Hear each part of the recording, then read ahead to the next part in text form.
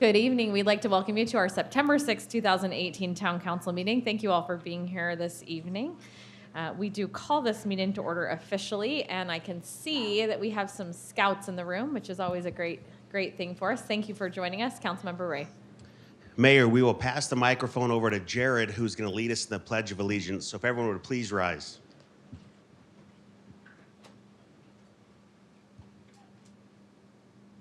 I pledge allegiance to the flag of the United States of America and to the republic for which it stands, one nation, under God, indivisible, with liberty and justice for all. Mayor, we're going to pass the microphone down and have the boys introduce themselves.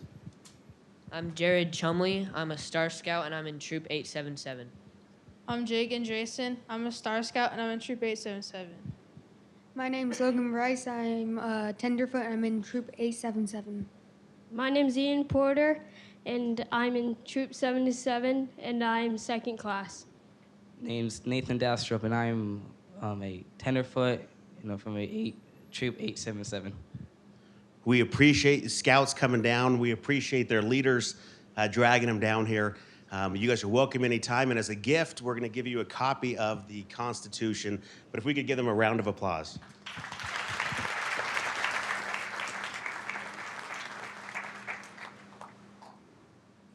Thank you, Councilmember Ray, and to our scouts and their leaders. At this time, Pastor Terry Bauman of the Life Church will offer our invocation. Pastor Terry, thank you for being with us tonight. Yes. Thank you for the invitation to come offer the invocation. Let us pray. Gracious God, we come to you tonight with thanksgiving for the many blessings that we enjoy in this land of liberty. We thank you for this community that has an awareness of you and the desire to invoke your favor in the deliberations and decisions that are made here in these town council meetings. We pray for wisdom, guidance, and protection. We ask for wisdom because your holy book promises, if any of you lacks wisdom, you should ask of God, who gives generously to all, and it will be given to you. We ask for guidance because your word directs us. Trust in the Lord with all your heart, and lean not on your own understanding. In all your ways acknowledge him, and he will direct your paths. We ask for protection because of the assurance from the psalmist that says, he who dwells in the secret place of the Most High shall abide under the shadow of the Almighty. I will say of the Lord, he is my refuge and my fortress, my God, in him I will trust. Tonight, Lord, I thank you for this opportunity to pray over this meeting of the council in the town of Gilbert. I ask that you would bless each of them and their families, as well as all who are assembled here. I pray in the name of Jesus. Amen. Thank you very much, Pastor Bauman. That was a beautiful prayer. At this time, the clerk will conduct the roll call. Mayor Jen Daniels. Here. Vice Mayor Bridget Peterson. Here. Councilmember Scott Anderson. Here. Councilmember Eddie Cook. Here. Councilmember Victor Peterson. Here. Councilmember Jordan Ray. Here. Councilmember Jared Taylor. Here. A quorum is present. Thank you. At this time, we will look to Vice Mayor Bridget Peterson for a proclamation declaring the month of September as Gilbert Feeding Families and Hunger Action Month. This is a team effort. I see some of the team members in the audience tonight. Vice Mayor. Thank you, Mayor. I appreciate the introduction. And yes, it is Hunger Action Month, and that's why I'm wearing orange tonight. Because if you didn't know, the color of hunger is orange. And I can see a couple of people in the back of the room with orange also, and a couple of my friends right here in the front that are part of this great effort here in the town of Gilbert. If I could invite Melissa Forrester, Bill Warren, Susan Moresco, Chief Solberg down to join me. Because if I'm gonna stand down here, then you're all gonna stand down here too. That's what I think. So we have a proclamation for Gilbert Feeding Families and Hunger Action Month, whereas the United Food Bank of Arizona reports that in Arizona, 1 in 4 children, 1 in 5 adults, and 1 in 7 seniors struggle with hunger. On average, 986,000 different people are assisted by the United Food Bank a month in Arizona. And whereas in Maricopa County, more than 158,000 people live in poverty, and 27% of those are children, 31% of the children in Maricopa County live with food uncertainty. And whereas poverty adversely affects birth weights, deaths, abuse and neglect, education, and the general health of our most precious resource, our children, and also affects our seniors. And whereas the cost of inaction is too high, particularly in the face of many negative outcomes for our children and community, which are preventable.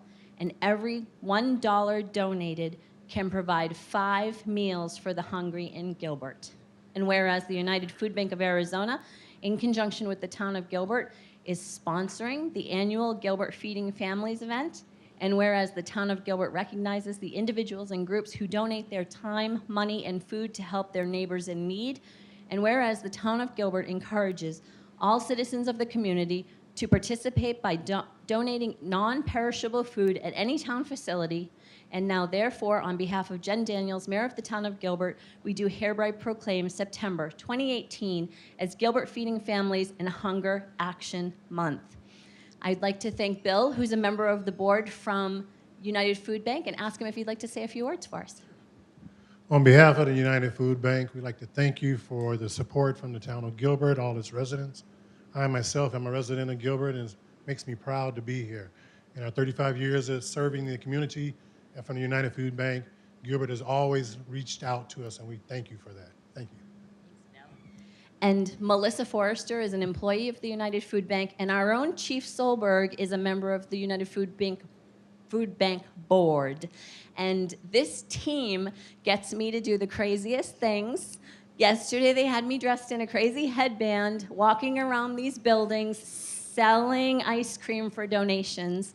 And the staff in these 3 buildings, this one and across the parking lot and across the street with Gilbert Fire and Police, raised enough money for over 7,400 meals in an hour and a half's time with 3 teams.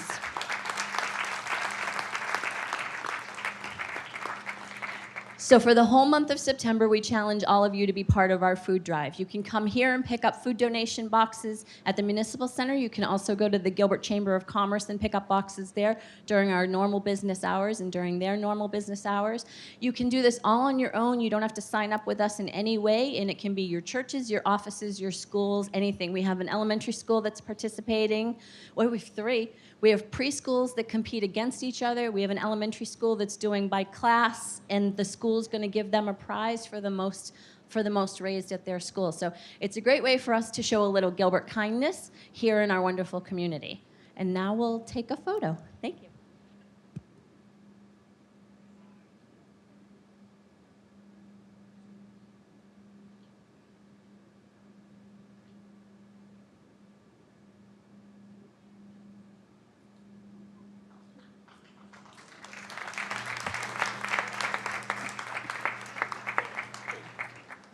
We turn the mic over to Councilmember Cook to assist us with a proclamation declaring September 11th, 2018 as a day of service and remembrance. And I think Chief Duggan, you get to come up here. There we go.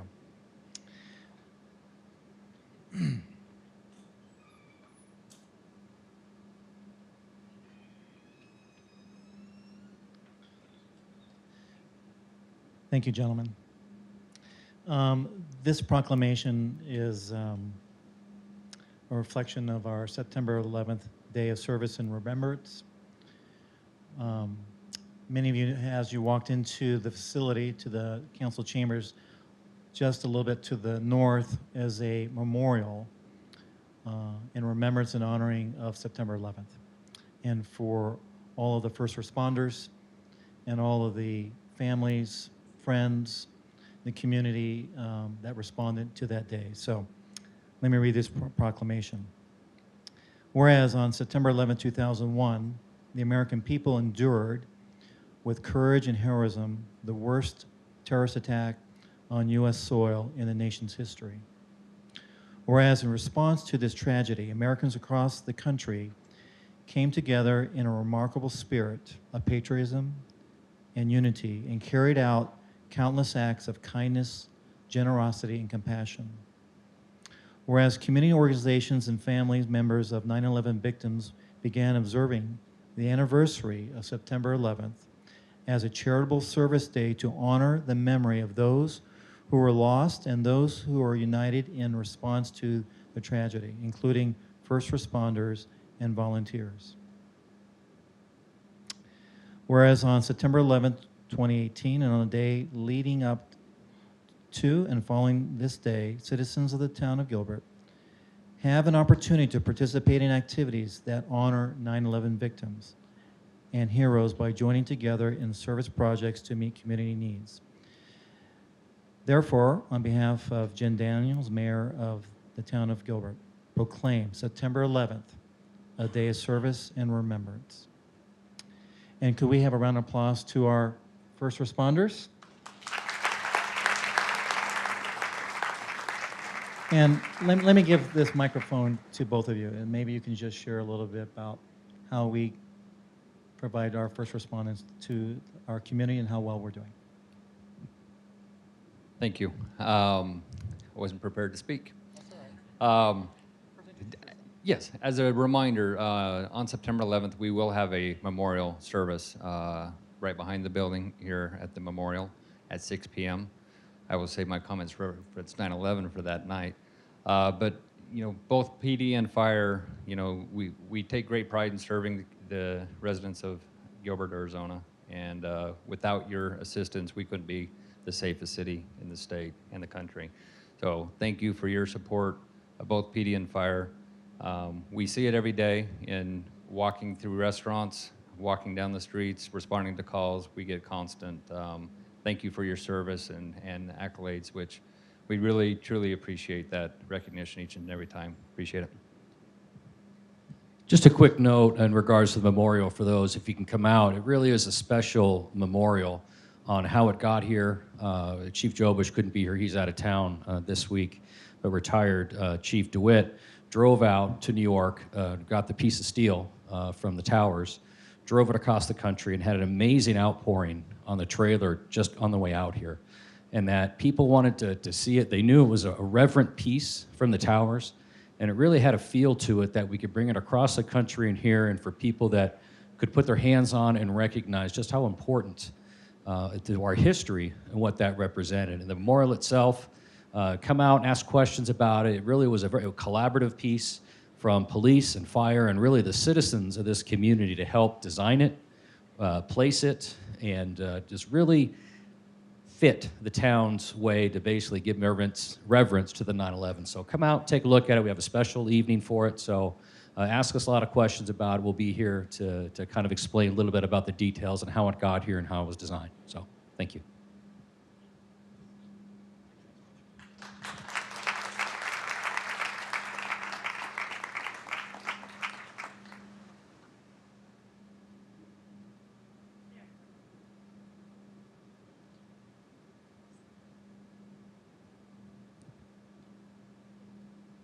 Thank you to Chief Solberg and Assistant Chief Duggan and all of our public safety personnel that have contributed to that project. That was a community-wide project, a really neat opportunity in the town of Gilbert. So thank you for continuing that tradition.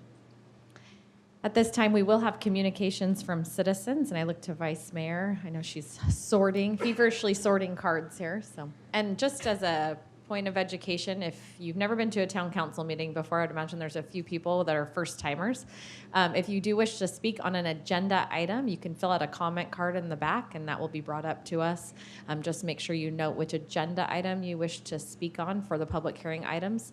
And if you would like to speak on something that is not on our agenda, that would be a straight communications from citizens and held at the beginning of our meeting. So that's what we're at right now. Thank you, Mayor. I'm going through all of the slips that I have here, and I do not believe there's anybody wishing to speak on communications from citizens. I'll just do a quick scan and ensure that. Perfect, thank you. At this time, we will move to the consent calendar.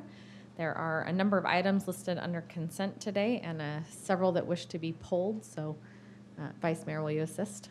Yes, Mayor. Let me mention the ones that want to be pulled first. 3, 4, 7, 8, 10, and 19. I believe that's all of them.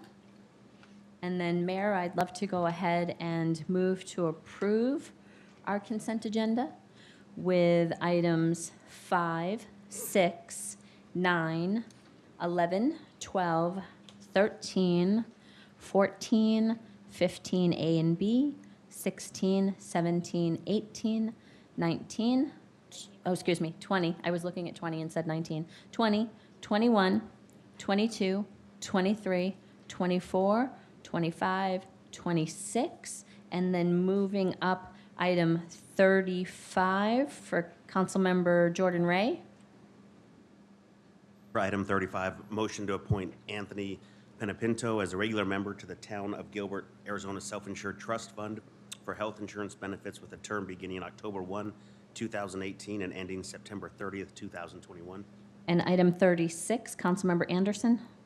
Thank you. I move to appoint Ryan Hamilton and Bo Bigelow as regular members of the Redevelopment Commission with terms beginning November 1st, 2018, ending October 31st, 2022. And that would be the end of the consent agenda. Second.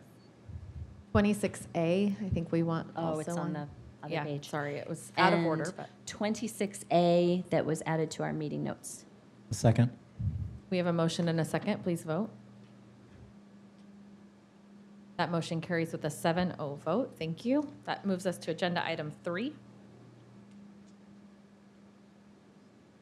Councilmember Peterson. Mayor, no need to discuss. I've made my concerns clear about this type of funding, so just wanted to pull it to vote on it separately. Thank you, Mayor.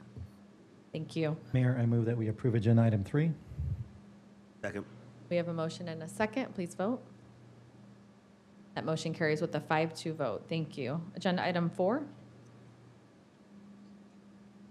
Mayor, I don't have comments, but I think other council members do. Councilmember Anderson? Oh, Councilmember Taylor? Mayor, yeah, if I may, I mean, I'll just be really short. Haven't seen the ROI on this investment and don't agree with some of the things that they're legislating for. Those are the things that I voted in the past against. Certainly, there's some great things that they do, but not to this extent. So thank you. Vote separately.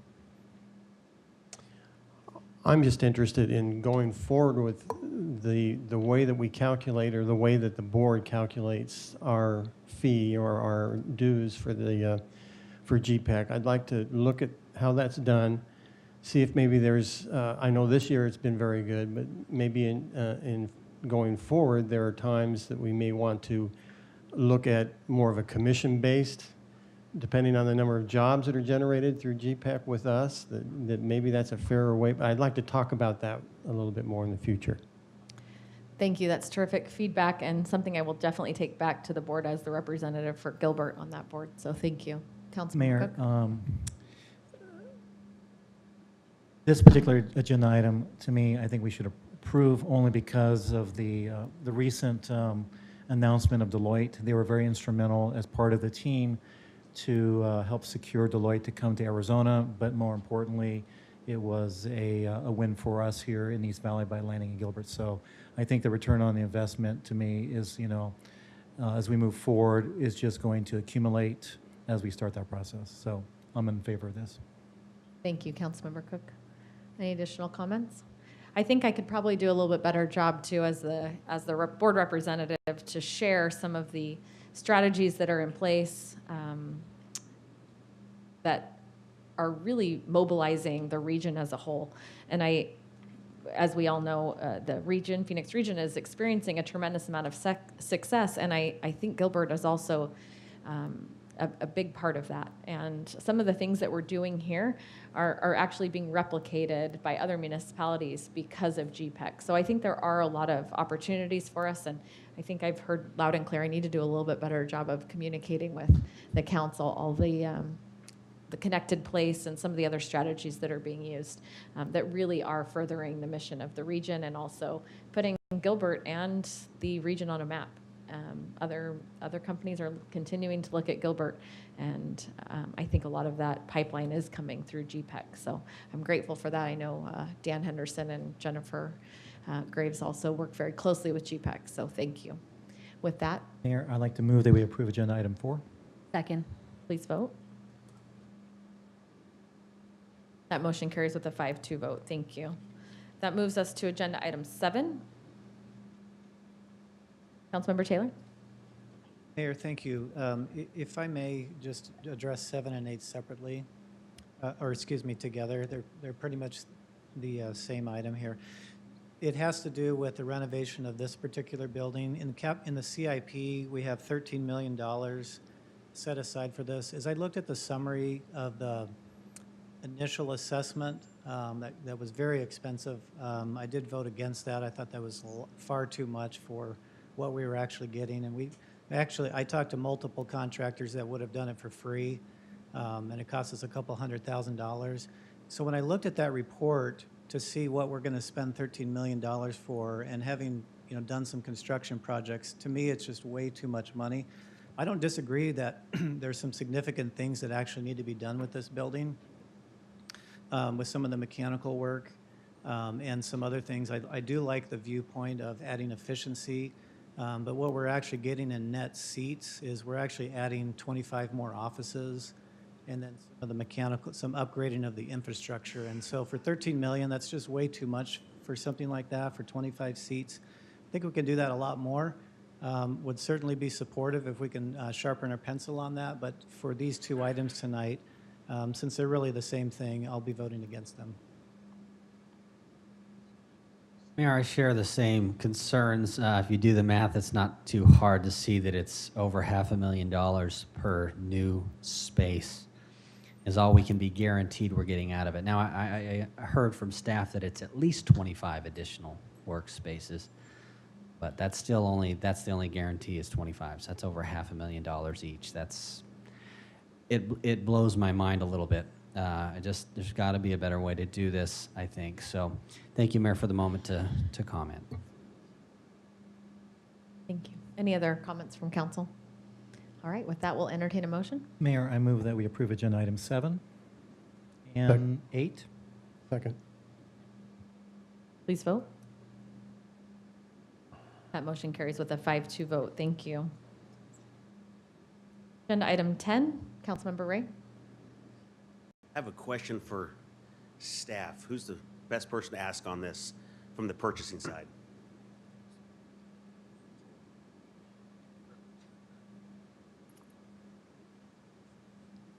Mayor, Council. Lee Topic, Fleet Division Manager. Lee, I am curious as to why we are not buying from a Gilbert-based dealership. I understand that the rules allow us, if we don't think we can get it cheaper locally, than to buy from somebody else. Have we gone and priced from somebody locally and taken into consideration the tax savings from buying here within the town of Gilbert?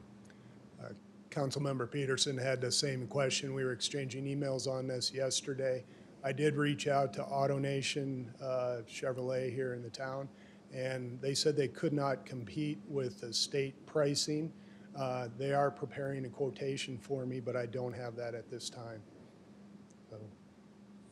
So if we don't have a quote yet, do we have to vote on this tonight, or can we not vote until we get a quote? I don't know what the timing is of having these. Mayor, Councilmember Ray, Lee, I'll defer to you to the conversations you've had working with the various departments and their vehicle replacement needs as to the critical nature of the timing of any of these vehicles. These are replacement vehicles, 2 replacement vehicles and 11 additions for police department, patrol primarily. So is it a big deal if we were to wait 2 weeks to vote on this? I assume we'd have a quote back from AutoNation by then. Yes, we would. I expect to have a quote by then. I'll let Chief. And I don't dispute the need for additional vehicles. I just want to make sure we're getting the best price. And if we can buy local, I'd prefer that. Mayor, Council, Councilmember Ray, my understanding, the Explorers, we will see a price increase if we do not approve these today, because they won't be available for the contract. The price increase is coming up, basically. Tahoes, my understanding is the price on the contract that exists is good for at least a few months. So we have time for the Tahoes, but not the Explorers. So if you choose to delay, my recommendation would be to split it and approve the Explorers. I don't know if that's possible, but approve the Explorers, but not approve the Tahoes if you want to do further. But we will see a price increase on the Explorers. Remind me how many Explorers there are versus Tahoes. It's roughly 500. Yeah, there's 5. Those are all on agenda item. That was agenda item 14. 14, We've yes. already Thank you, approved Mayor. the Santan Ford. So it sounds like we could wait a couple weeks on the We could Midway. wait. These are just the Tahoes on agenda item number 10. Mayor, I'd prefer to wait until we have a quote on that. Let's make a motion, date certain, continuance. I motion that we, 2 weeks from tonight, would be the date certain that we would vote on this. Second. We have a motion and a second. Please vote for continuance. That motion carries with a 7-0 vote. Thank you. That moves us to agenda item 19. Councilmember Taylor?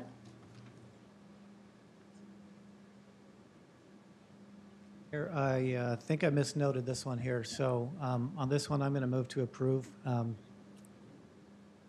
because I wrote it down the wrong. I wrote down the wrong number. So I move to approve item 19 as presented. Second. Motion and a second. Please vote. That motion carries with a 7-0 vote. Thank you. And that does complete our consent agenda and moves us to our public hearing items. I know many of you are here for public hearing agenda items tonight, and we want to be sensitive to everyone's time and effort to be here. Done. 26A was completed as part of our consent.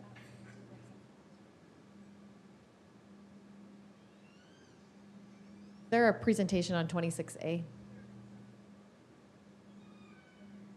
Oh, are we supposed to be giving those out? I didn't know. It's your first time. Yeah, it's my first time as mayor with an election that I didn't have to run in, so that's good. Yeah, let's go ahead and give those out.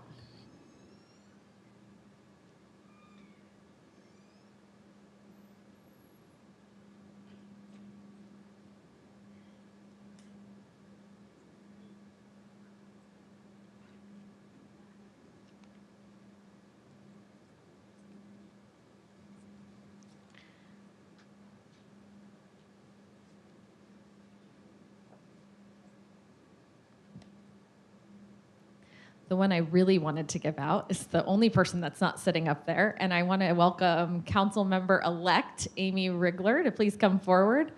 We're excited to have you as part of the team. It's fun to present this to you, but our actual inauguration won't be till January 10th, so we have to wait a long time, but we'll get you integrated as soon as possible, and we want to welcome you, so thank you.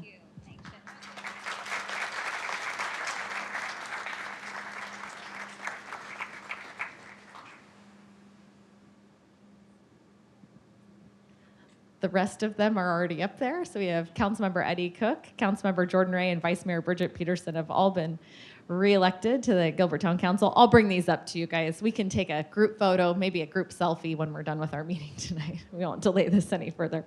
Thank you.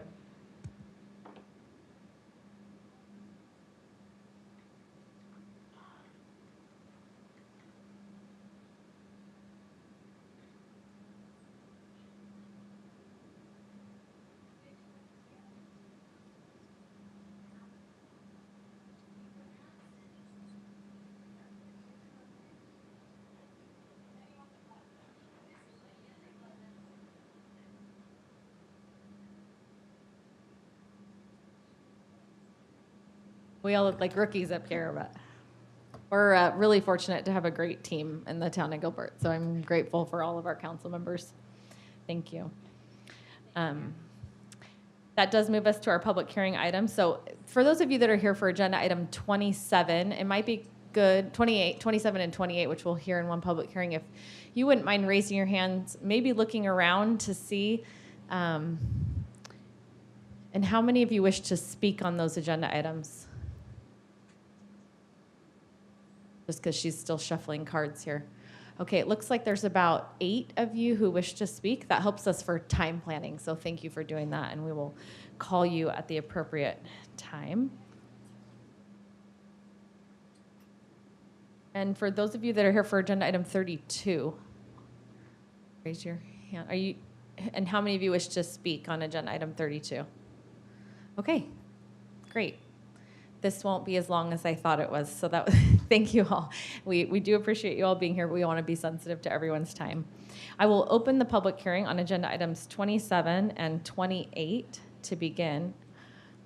Pause for just a second, Amy, because I'm going to do some of these other ones really quick, because there's some of these we can off. Are there any agenda items that council wishes to speak on as far as our public hearing? 33. 33? 34. Okay. Vice Mayor, do we have cards for anything other than 27, 28, or 32? No, Mayor, we don't. Not that I've seen. Okay. I will open the public hearing then on agenda items 30, 31, and 30 and 31. Mayor Daniels, item 30 is contingent on some You're of the right. prior ones. Okay, so just 31 is the only one that I'll do at this moment. Attorney Chris? 31 is the only one that okay. I'll open the public hearing on agenda item 31 and close the public hearing on agenda item 31 and entertain a motion. So moved. Second. We have a motion and a second. Please vote. That motion carries with a 7-0 vote. Thank you. Amy on deck. I've already opened the public hearing on agenda item 27 and 28, and we will have a staff presentation.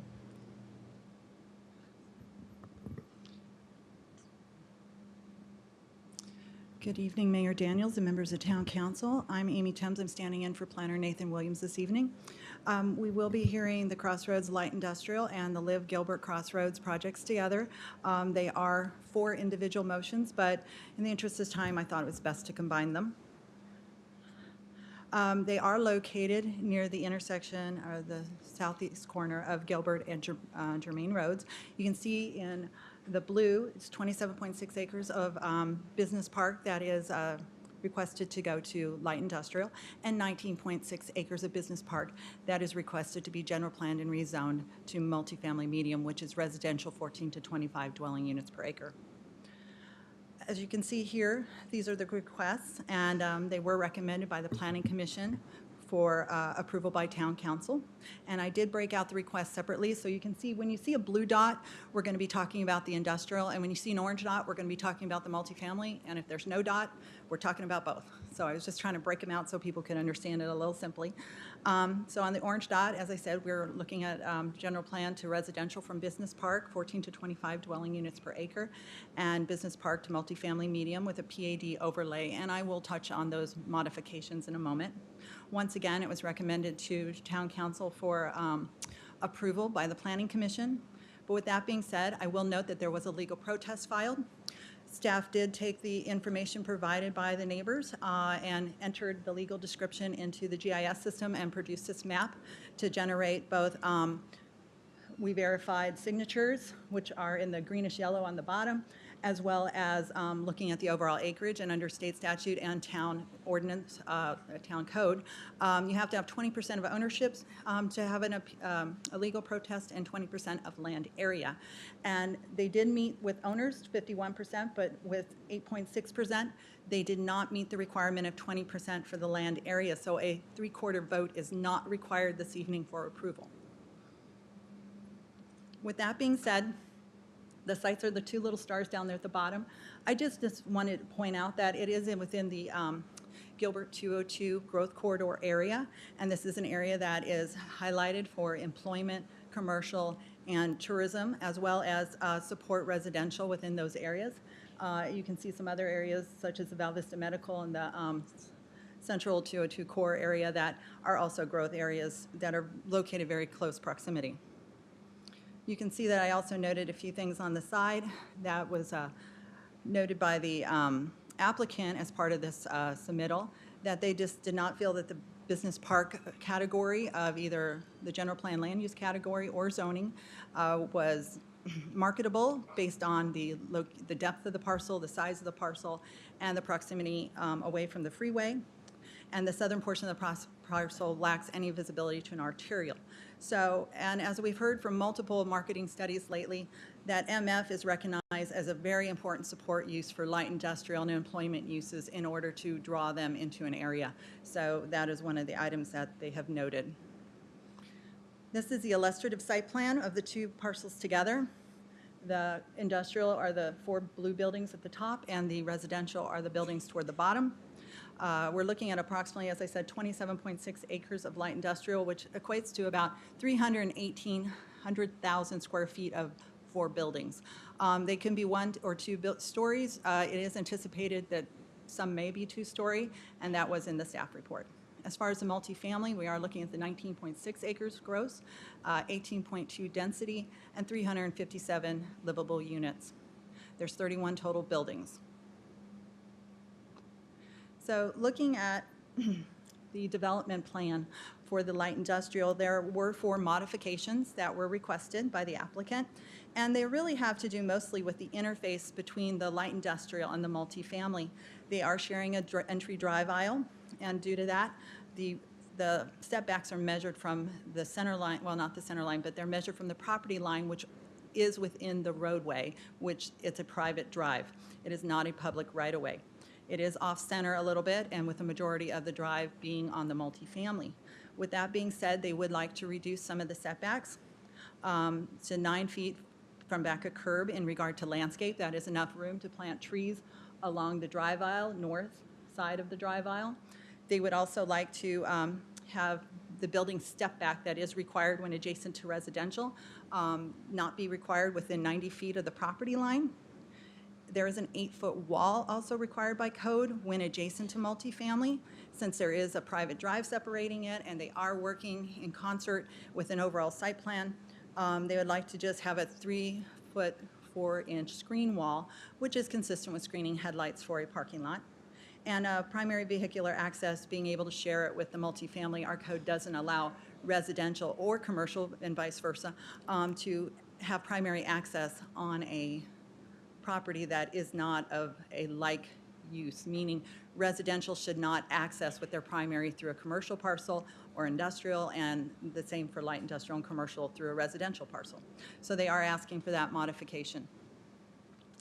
In a phasing plan, the main drive going through the industrial will either be developed with, if phase 1 is developed on the west half, or if phase 2 is developed first, it would be developed with the east half, or we'll see in a minute, if it's developed with the multifamily, the main drive going up through the industrial would be developed as part of the phase 1 of the multifamily.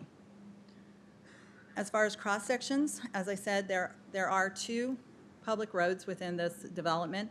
It would be Germain Road with a 70-foot half-width right-of-way, and Mustang Drive, which is the north-south road on the left side of the drawing, with a 40-foot half-width for a total, when the other half is developed, of an 80-foot collector road, which is consistent with our general plan. The same with Germain being consistent with its right-of-way and the town engineering standards. The other roads that you see along the right side of the page are the private drives that circulate throughout, and I'm going to use the mouse to point. You've got the main access coming in, and where it's a divided entrance, and then it combines to narrow a little bit as you get internally before it splits to go. It tees north into the industrial or south into the main entrance of the residential. Also, there is an access drive over here on the far east side, which is a exit only for the residential, and then it is also an access for the industrial. You can see the industrial have large buildings with loading docks in between. That is what is planned, and we feel that industrial is in keeping with similar use of business park previously and has a little bit more flexibility with some of the uses that can be provided to tenants within that space. As far as the multifamily, as I showed you before, it's 31 total buildings. There are 1-story garages that are on the south side, and those garages are there based on some discussions with the neighbors over the last couple months, and I'll let the applicant speak to that. 2-story buildings, there's only 2 of them here, that right here in brown and this one in brown, and they are 2-story, and they do have balconies and windows that face south. The 3-story buildings are the lighter colored buildings, and you'll notice on the site plan that side on to the residents to the south. So that was part of the discussions with the neighbors once again, that not to have balconies and windows on the third floor looking down into their yards of their 1- and 2-story homes. So that was an accommodation made by the applicant, as well as there are some carriage units over here on the far west side. But those carriage units were originally along the south, but they were moved to the west at the request of some of the neighbors who did not want residential windows, once again, looking into their rear yards. The modifications that are requested, I'm going to go ahead and go to the next page so that we can visually look at each one as we talk about them. They would like to reduce the front, which is the north along this private drive, once again, building setback from 30 to 24 feet and measured from the property line. Reduce the front landscape area from 20 to 10, measured from the back of curb. So once again, that's enough to get trees, shrubs, and plant material in. No step back for the 3-story buildings when you're at least 130 feet away. Under multifamily zoning, there is no dimensional requirement that a building has to be with 3 stories before the step back doesn't apply. So in this case, trying to apply a distance that is quite substantial, greater than what would be required by, let's say, regional commercial in a similar situation, and getting some privacy for the neighbors and accommodating them as much as possible to the south. North wall height, between, as I said before, there is a requirement that between industrial and residential, there should be an 8-foot wall, but once again, working in concert, they're going to do a 3-foot, 4-inch solid wall with a 3-foot view fence on top to try to keep some openness and interactivity between them. They did not feel that the two and the open space in between needed to have additional separation or a solid barrier. The east wall height would be reduced from 8 foot to 6 foot along this line here. And then the existing wall to the south would remain as is. Instead of being 8 foot, it would be 6 foot. And the west wall design would be consistent with the view fence that I just discussed. That would be allowed up in around here.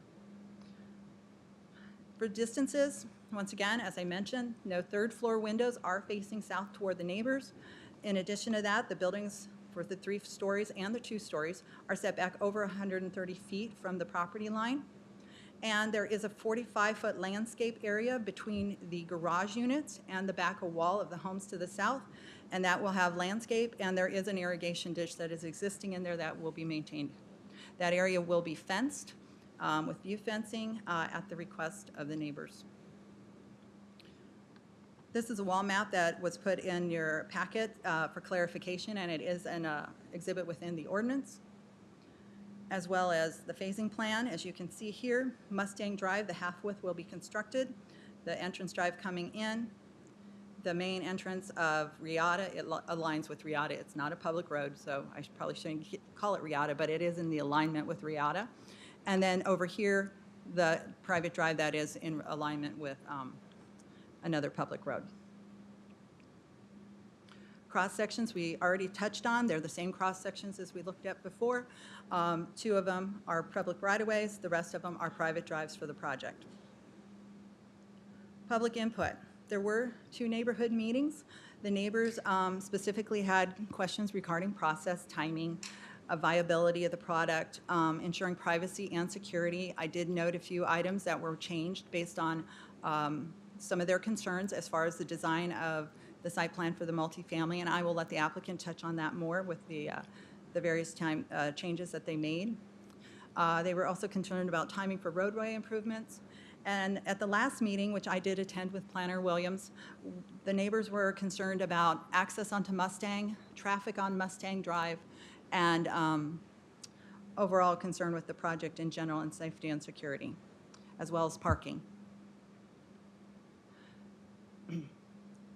This is the overall site plan once again, just so you can see, and the blue star is on the industrial. So the request is for, staff recommendation is for approval of the project with the PAD modifications. And for the multifamily, the request is for approval with the modifications as noted in your ordinance, draft ordinance in your packet. With that being said, I do have additional drawings if we have any other concerns that I need to address. But with that, I open it to any questions, and thank you for your time. Thank you, Amy. I think Nathan really owes you. So make sure you collect on that when I will. you need to. Any questions from council for Amy? Okay, perfect. And I am following the Land Development Code, Section 5.206, public hearing procedures that I apparently didn't know existed till our last council meeting. So I'm going to make sure I follow this to a T. At this time, we will invite the applicant forward to present.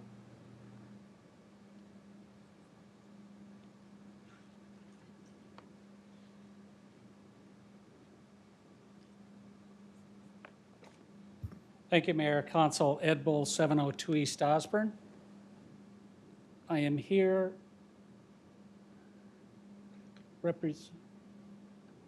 Why am I stuck, Amy? Want me to use this? You can use that, or I just use it up and down. Let me use this instead. I'm still stuck. It's stuck. Okay. All right, thank you. I'm here on behalf of the Rockefeller Group, who you're familiar with. Also LIV, used to be called IPA, who you're familiar with from their development here in Gilbert. And I believe you're also familiar with East Group. Rockefeller, as you know, is the owner of this about 47 acres. They're in escrow to sell the LI portion for development to East Group, who filed their DR application with staff today. And they're working with LIV for the multifamily component. As you know from your staff report and Amy's presentation, which I will do my best to not duplicate, we are very pleased to have staff's and the Planning Commission's unanimous recommendations for approval of both GPAs and both rezoning applications. We appreciate the opportunity to be here this evening to request your council's approval in accordance with those recommendations. We're not requesting any changes to any of the conditions of approval. As staff had pointed out in their written report, and as Amy touched on tonight, and as certainly as the Planning Commission emphasized, a part of what the Planning Commission's reasoning was is that the land uses that are requested make good sense in this part of Gilbert's 202 growth corridor, and the transition of LI to multifamily to single family made perfect sense to the Planning Commission. I want to touch on in the next dozen slides what it is that the application is about and the changes that we made along the way and some issues that we studied. This area you're familiar with the history of the property as well, and how it is that the BP hasn't worked, and Rockefeller and East Group and LIV and others all believe will not work, which Amy already touched on in one of her slides. Site's too big, too deep, doesn't have good visibility to Germain. As Amy pointed out, this is a coordinated effort through two developers under the umbrella of Rockefeller, who are experienced, committed, high-quality developers who are heavily invested in Gilbert, who've worked together on this coordinated development, or coordinated developments, I should say, which, as Amy pointed out, is the reason and rationale underlying some of the deviations that we're requesting and so on. The neighborhood outreach is above and beyond what it is that the town requires. Obviously, we still have neighbors with some concerns, but we started with communicating with some individual neighbors and small groups before we ever had our first neighborhood meeting. Runs through a long list starting from in the summer of 2017 through as recently as yesterday, with additional email exchanges between Ben Cooper and one of the neighbors with some follow-up questions. We had a number of people that were on the list initially, 69 notices. We kept expanding that notice list all the way down to 85 notices for the second voluntary neighborhood meeting. And we had typically between a dozen to 14 properties represented at those meetings. During those discussions, we talked about a lot of issues, some of which had already been addressed before we ever went to the first neighborhood meeting, because Rockefeller and LIV had worked with town staff and been through processes before. But in looking at some of the things that were important to neighbors and that we needed to adjust and study and work on shows up on this particular slide where, if I can, we, as you know, are participating in a couple other items on the agenda to deal with an old development agreement and reimbursement for Germain improvements, because Germain Road was one of the things that was important to neighbors as being a traffic challenge. We intentionally internalized the truck docks so that, and we have a slide if you want to go into more detail, to make sure that the truck docks are centralized in the LI portion rather than facing south or facing Germain Road. On the multifamily portion, we began by moving the buildings away from the south property line. Yes, there is an irrigation ditch along here currently, but it'll go away. This landscape buffer on the south has a 45-foot landscape buffer. It'll be planted with over 130 trees. It'll be 36-inch box at the time of planting. We moved a sport court that was down in this area, moved it north. There was an access proposed directly onto Mustang that was asked to be moved as far north as it could be, which is here on the north perimeter in the center of the project. As Amy touched on, we have no three-story buildings that side toward the south property line. We put some architectural blockage on views from those third-story balconies. And I want to focus on the fact that because we heard that some neighbors believe that there's going to be a row of dumpsters down here along the south property line. That's not the case and has never been the case. Instead, it's a trash compactor that's as far away from the single family as it could be, where trash is picked up by a valet. That also led to additional discussions and studies where we were asked to study traffic more. We were asked to review and comment on a proposed pork chop in this location. We were asked to address the impact of multifamily on single-family property values. And we were asked to, again, focus on this buffer area. So if I may, I'd like to touch on each of those four items because they were very important through the discussions with neighbors. And I'll tell you that I have another 70 slides or so we can go into if you want more detail. But with respect to traffic, it's things that were important there is we had CivTech, and Don Cartier is here from CivTech, if you want to hear from Don, compared the traffic that would be projected to be generated under the existing BP zoning as compared to the proposed MFM and LI zoning. And as indicated here, the proposed plan will generate 68% fewer trips in the morning peak, 65 fewer trips in the afternoon peak.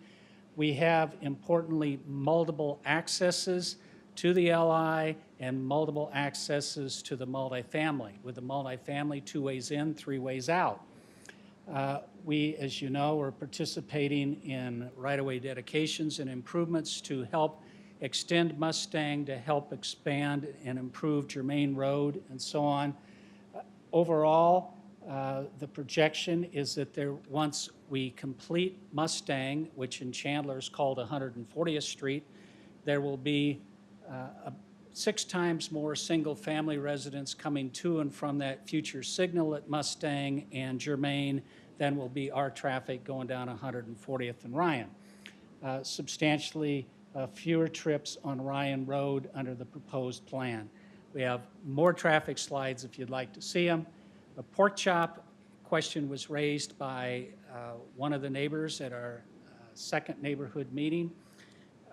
We promised to study that. We did, from both an engineering perspective and a planning perspective.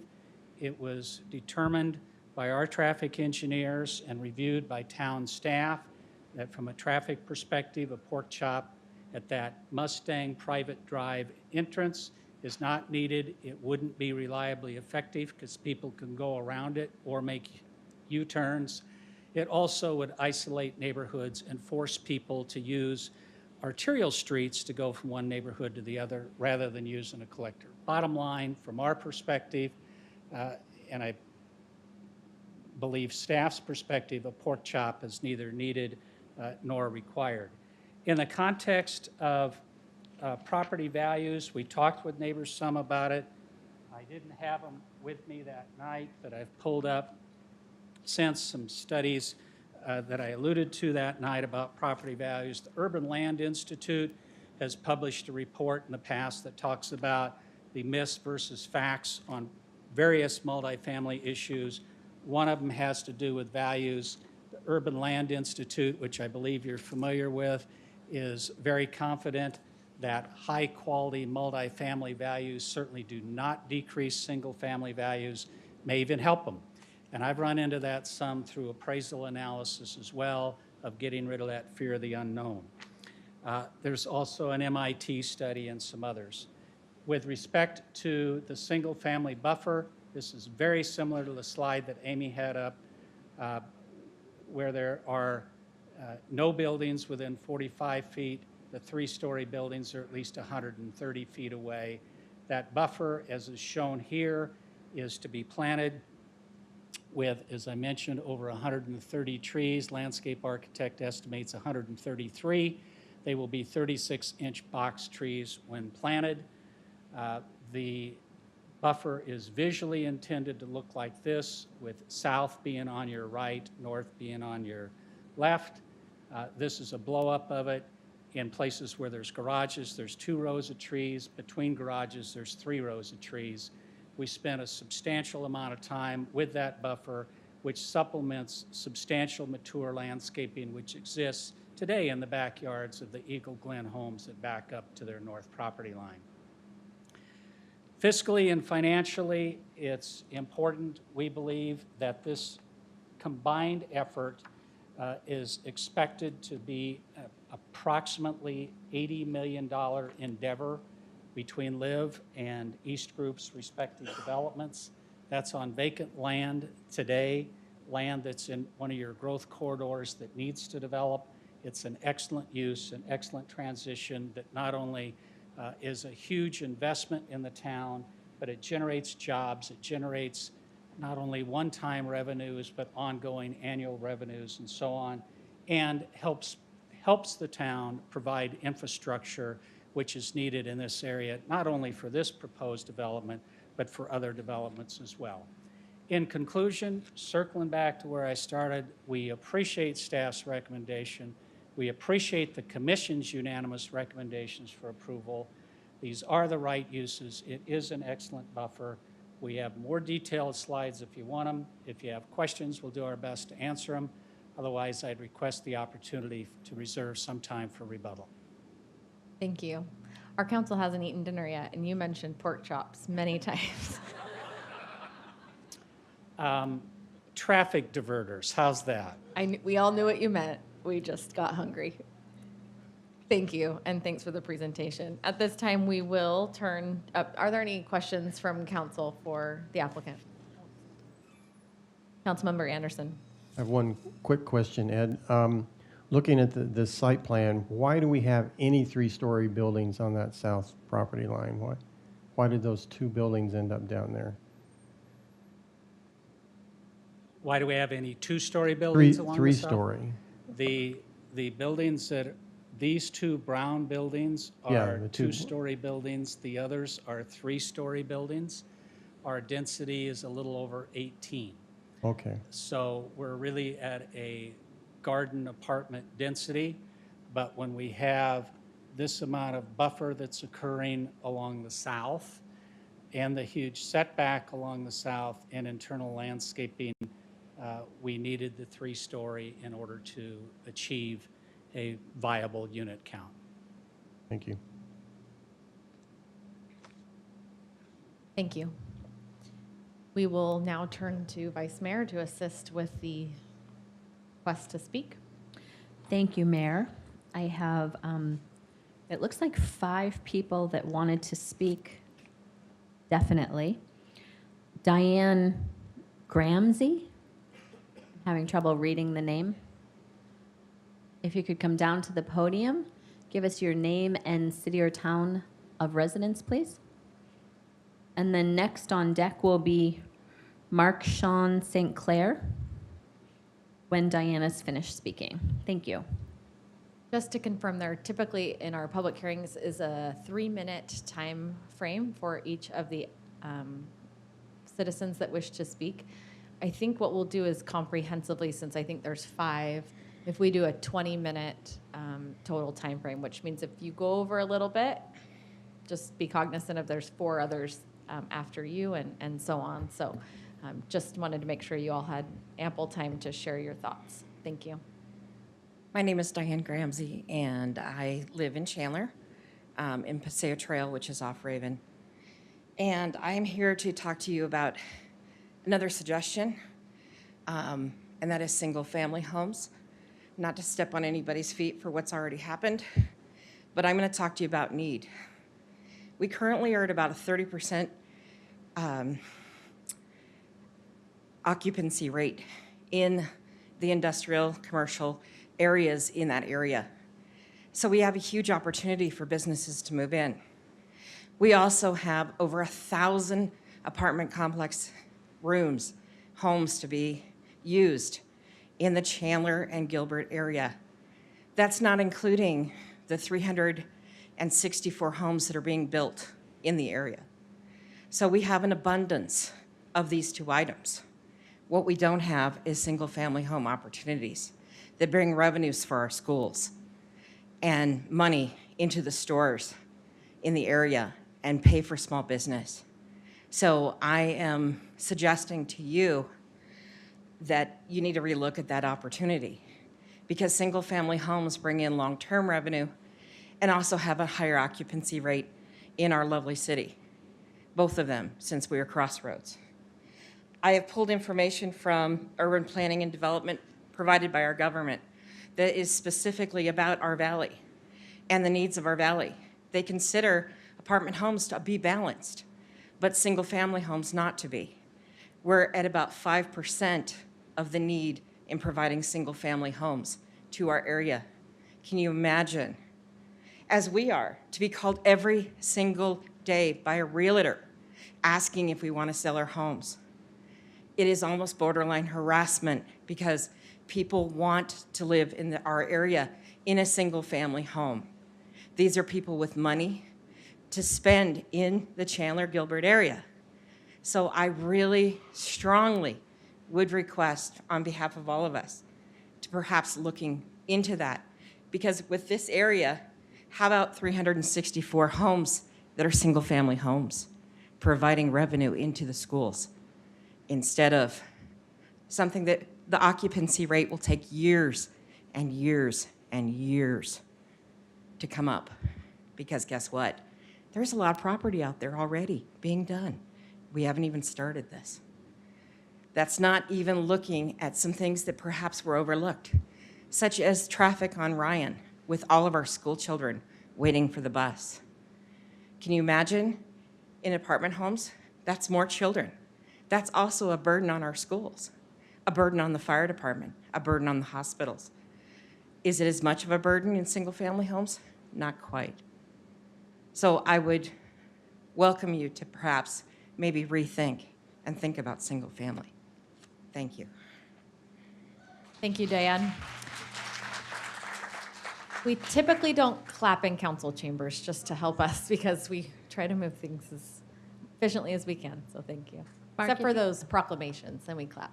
Sorry, Mayor. Mark, if you could give us your name and city of town of residence, and then Deborah Ruiz will be next. Yes, Mark Sean St. Clair. I am a Chandler resident in this property in the neighborhood. I'm on the south wall there, so I am extremely affected, and I have been a resident for 5 years. So, Mayor, council members, I appreciate your time this evening. Diane spoke a little bit earlier, and thank you, Diane, for bringing some of the concerns that that myself and our residents of the neighborhoods have here. Being, again, neighbors of Gilbert and Chandler, as we alluded to, bringing in 356 unit multi-family dwelling. And we're probably looking at, when at full capacity, 7, 8, possibly 900 people, children, automobiles, et cetera. And if you have a light industrial, if you look at the layout that Mr. Bull has been able to provide us here, to the left, we have Business Park. Across the street of Germain to the north, we have more light industrial. So now we're proposing light industrial here with a multi-family unit just squeezed in between.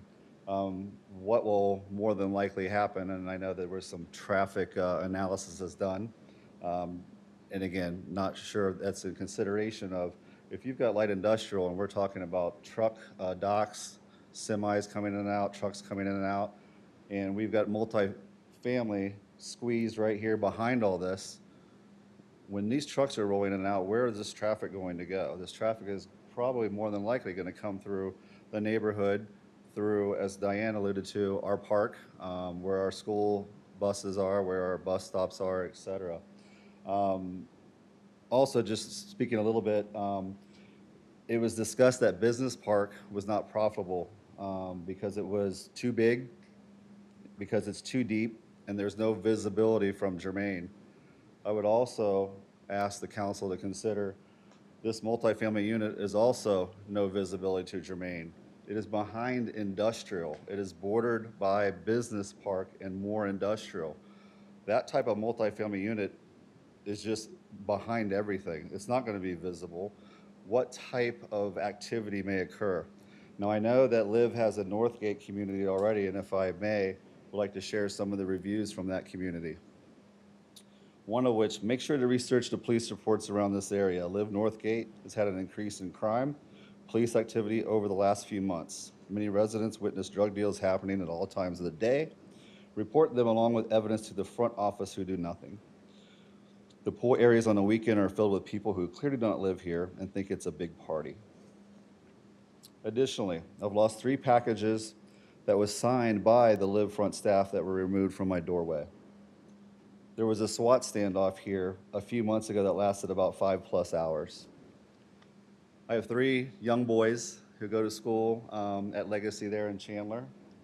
They play in the park. They have a park right across, and the additional hidden, because it's too deep and it's not visible from Germain Road, of this multi-family unit is just going to continue, or is going to bring in a lot of obscurity as to what can go on there. So, we are asking that this be considered further, if you will. It's almost could be considered spot zoning, where we're going to put a multifamily dwelling on the border of residential, behind industrial park, and with Business Park to the left. Why would we do one spot of multifamily unit in the middle of all that?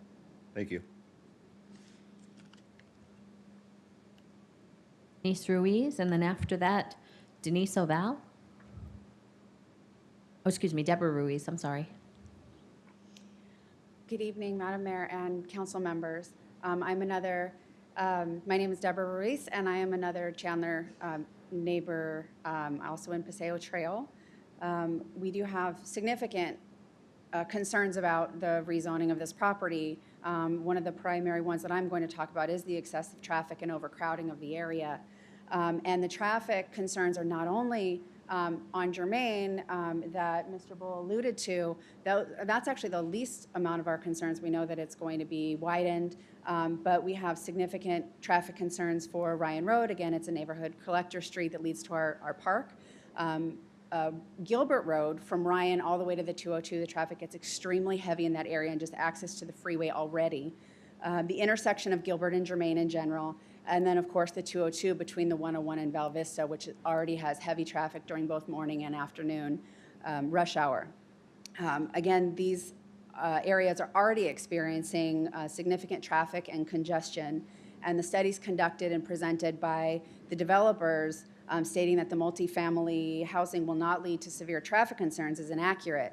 The studies that were conducted were completed prior to the current growth that's happening, and the 3 massive apartment complexes that are either currently under construction or recently opened just down the road less than 1.5 miles away on Germain, west of this property. Also, increased traffic, it's already been alluded to, increased traffic on Ryan has major safety concerns and implications for us, for our families and children that utilize that park. Another major concern is the overcrowding of our schools. We know, as you may know, that this property is zoned for Chandler Public Schools, and we know that Chandler Public Schools won't turn students within their boundaries away. However, they have long waiting lists for students that are trying to get into these schools out of boundaries. They also have several portable buildings to accommodate the mass amounts of students that are currently attending the schools. One of the former teachers in those schools who lives in our neighborhood shared with us that she actually left the school because the class size was so big and she couldn't accommodate 40 children in her classroom that she was asked to do at those local schools. There is also a waiting list at both Great Hearts and Legacy charter schools, which are within a mile of this property. So to pass the rezoning of this to accommodate for light industrial and multifamily living, we fear that the proper infrastructure is not in place to support this property at this time. What we're asking is, please do not pass this, or at least delay any change in the zoning until the proper studies can be done to ensure that the traffic studies and the infrastructure studies can be done to make sure that it can support the current construction that's already taking place and the construction that is planned for the near future, that are already projects going on. And I feel that to do this, to pass it at this time would be irresponsible because the infrastructure just isn't set up. And if you lived and worked in the area, you would know that it is already an extremely overcrowded area. And with those mass apartment complexes coming in, it's just going to get 10 times worse. We also want to make sure that the master plan is considered to accommodate this property. So I do ask that you please consider delaying the process or not passing it. Thank you very much. Can I have Denise Oval to the podium? Give us your name and city or town of residence, please, and then Ginger Rowley will be next. My name is Denise O'Valley, and I live in Chandler in Eagle Glen 1. And I won't repeat some of what's already been said, but I wanted to talk about the general plan that Gilbert passed in 2012. It was started in 2008, and it had it was made up of people from the citizens from the community. They had over 60 meetings and town halls, and the general plan that was adopted in 2012 was created to be the guide and direction for the development of the town for the next 2 decades. And it seems like this is a departure from that planning, and because right now there seems to be an appetite for industrial and multifamily high density. But when the original plan was made, it was made with that in mind, that it was a 20-year plan. So it's hard to believe that things have changed that much to allow for this kind of a change. It was mentioned that about spot zoning and the possibility of there being a change that only benefits the current owner goes against the general plan for Gilbert. And two of the goals that are in the general plan, there were several, but 2 of the goals of the general plan are to encourage appropriate locations for multifamily residential uses that do not adversely impact lower density residential neighborhoods, and to locate business parks and light industrial away from residential neighborhoods, and it doesn't seem like that's happening with this. Also, the Arizona Revised Statute requires that zoning laws are consistent to the adopted plan by the municipality. It was mentioned about the industrial park being 24-hour, 7 days a week, so there'll be all kinds of activity. There can also be hazardous operations going on there because of the zoning. There can be laboratories, research and development firms, manufacturing. That would be right next to the apartments. The apartments, they're asking for a density of 14 to 25 units per acre. You have the ability to reconsider that and possibly zone it for 18 to 14. It doesn't have to be 357 units. I know from being in real estate, I'm a real estate broker, appraisers adjust for properties that back up to unlike properties. So if you back up to a street, you back up to industrial, or you back up to an apartment complex, you do lose value. And I know the studies suggest otherwise, but my experience is that those homes sell for less. I was also going to say the land on the northeast corner of Germain and Lindsay is already zoned for business park. It sits there up next to the freeway. There's no residential around there. Possibly that could be converted to industrial if there really is a need for more industrial space. And I just want to say that I think Gilbert's done a great job with the general plan that they made in 2012, and I'd like to see you stick with that. Thank you. And Ginger, please give us your name and city of residence. Well, first of all, if we have enough time, there is one of our Gilbert neighbors that would like to speak, since so many of us are from Chandler. My name is Ginger Rowley. I live in Chandler. I'm in Paseo Trails. And although I don't reside in Chandler, I have 3 brothers and 3 sisters that live in Gilbert, and I'm very much a part of your community. In 1995, my husband and I purchased our first home, and it had a vacant lot behind it that was zoned commercial. Shortly after we moved in, same processes here, was rezoned for multifamily. We are guaranteed it would be high-end luxury apartments. And about a year after it was completed, the noise began, and it was exponentially worse than the building itself. The parking lot behind us turned into the smoking zone because most apartments are non-smoking, so most people go out in the parking lot to smoke their cigarettes. So I constantly smell smoke, which included marijuana. And every time somebody got out of their car and shut their door or went over a speed bump, I would hear it all night long, and I hated it. And we tried to sell our house. It was difficult because we had just purchased it. We had no equity, and it was the 90s, and there was not much appreciation. But in 2004, when the market started to pick up, we sold it and moved into our current residence where we've been for 14 years. In this time, I'm half a mile from Chandler Airport. The threshold literally is in almost eyesight of my house if I were to stand on the roof. And the noise from the airport never bothers me compared to what it was in apartments. I have attended quite a few planning meetings. Our neighborhood was not notified in the beginning, and once we were aware of it, we started getting involved. At the last planning meeting, my HOA president reached out to the developer, and we got no response whatsoever. The reason a second planning or neighborhood meeting was pushed for was a couple of you pushed for it, and I appreciate you for reaching out to them. We made a lot of suggestions, concerns, made requests, one of which was all the buildings that were closest, they're 3-story, to reduce them down to 2. That would be a big, huge thing for us if you could do that. And we also addressed a lot of noise. None of this was addressed. Traffic, I know it says 95% won't be going through our neighborhood, but as somebody in the middle of the neighborhood, I know everybody weaves through the neighborhood because to the east we have the canal, the west we have the airport, and our roads are so busy. So if anybody's taking their kids to school, they pass my house even though I'm directly in the middle of the neighborhood. I literally have to be so careful every morning when I pull out to take my own children to school. Our area is very saturated with apartments. In the last year, we had 3 massive apartment complexes come up 1.5 miles to the west. They are 1,000 units in total. In addition, last month, 40 acres that is within our area parcel is Gilbert, and you rezoned it. It's in Layton Lakes. It was rezoned from commercial to 222 townhomes, 75 single family. This is in our 640 acre mile. This almost doubles our households, just this issue and the one that you passed last month. And this absolutely will affect our schools and traffic, and we really would request that you take that into consideration as well.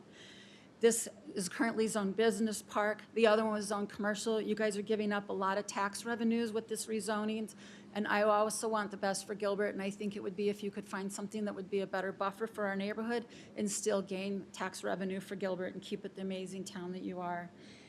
even if you approve of these apartments, please push it back to zoning to make this more appropriate for our neighborhood. I have looked at the Northgate property, and there's an extensive buffer in between. I know most of it is because Morrison Ranch put it in there, but there is a much, much larger buffer in there. And even with the 45 gravel, it drops down about 10 feet. And I don't even know why the elevation's a little lower, but the setup, it seems a little bit more favorable than what we have tonight. Thank you for your time. I appreciate it.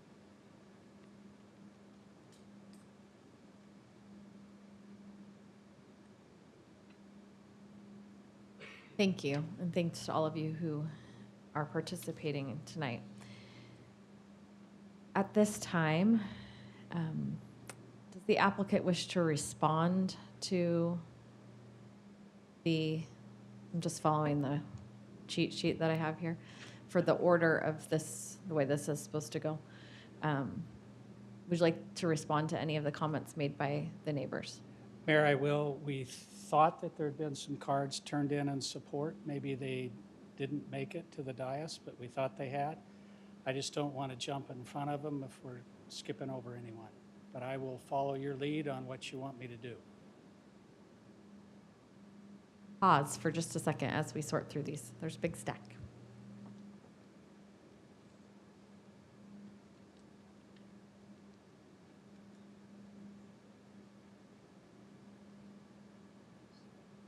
Sure, while we're waiting, we'll go ahead. Councilmember Peterson has a question. Ed, can you respond to the concern about the traffic study and its validity based on some other new information that wasn't captured? Just curious if you could address that. Yes, Mayor, Councilman. Let me get to the appropriate slide. And I will say, I will do my best to start to answer your question, and then if you need more detail, Don Cartier, who's the president of CivTech, is here. Well, I can try and make it simple. Is there new information that is somehow not captured, or is the study somehow outdated? No. Okay. No, 'Cause I just wanted to clarify that. It seems like there's a concern that that's the case from some of the public. The study takes into consideration background traffic and projected traffic and has been updated to current time. So it's not an outdated study, and it was not done in a vacuum. Mr. Bull, you're correct. I missed them. There's a huge stack that I just had to have Councilmember Ray go through with me. Two of them said if they were asked to speak, they would be happy to. I have Jean Constantine, if you'd like to come down and speak. Jean is.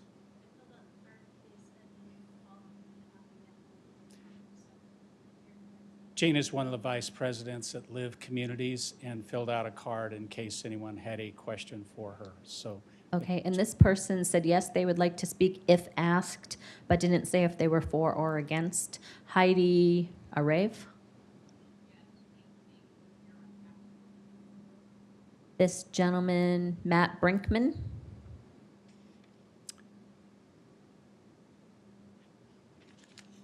And then after Matt, I have Robert Ellsworth.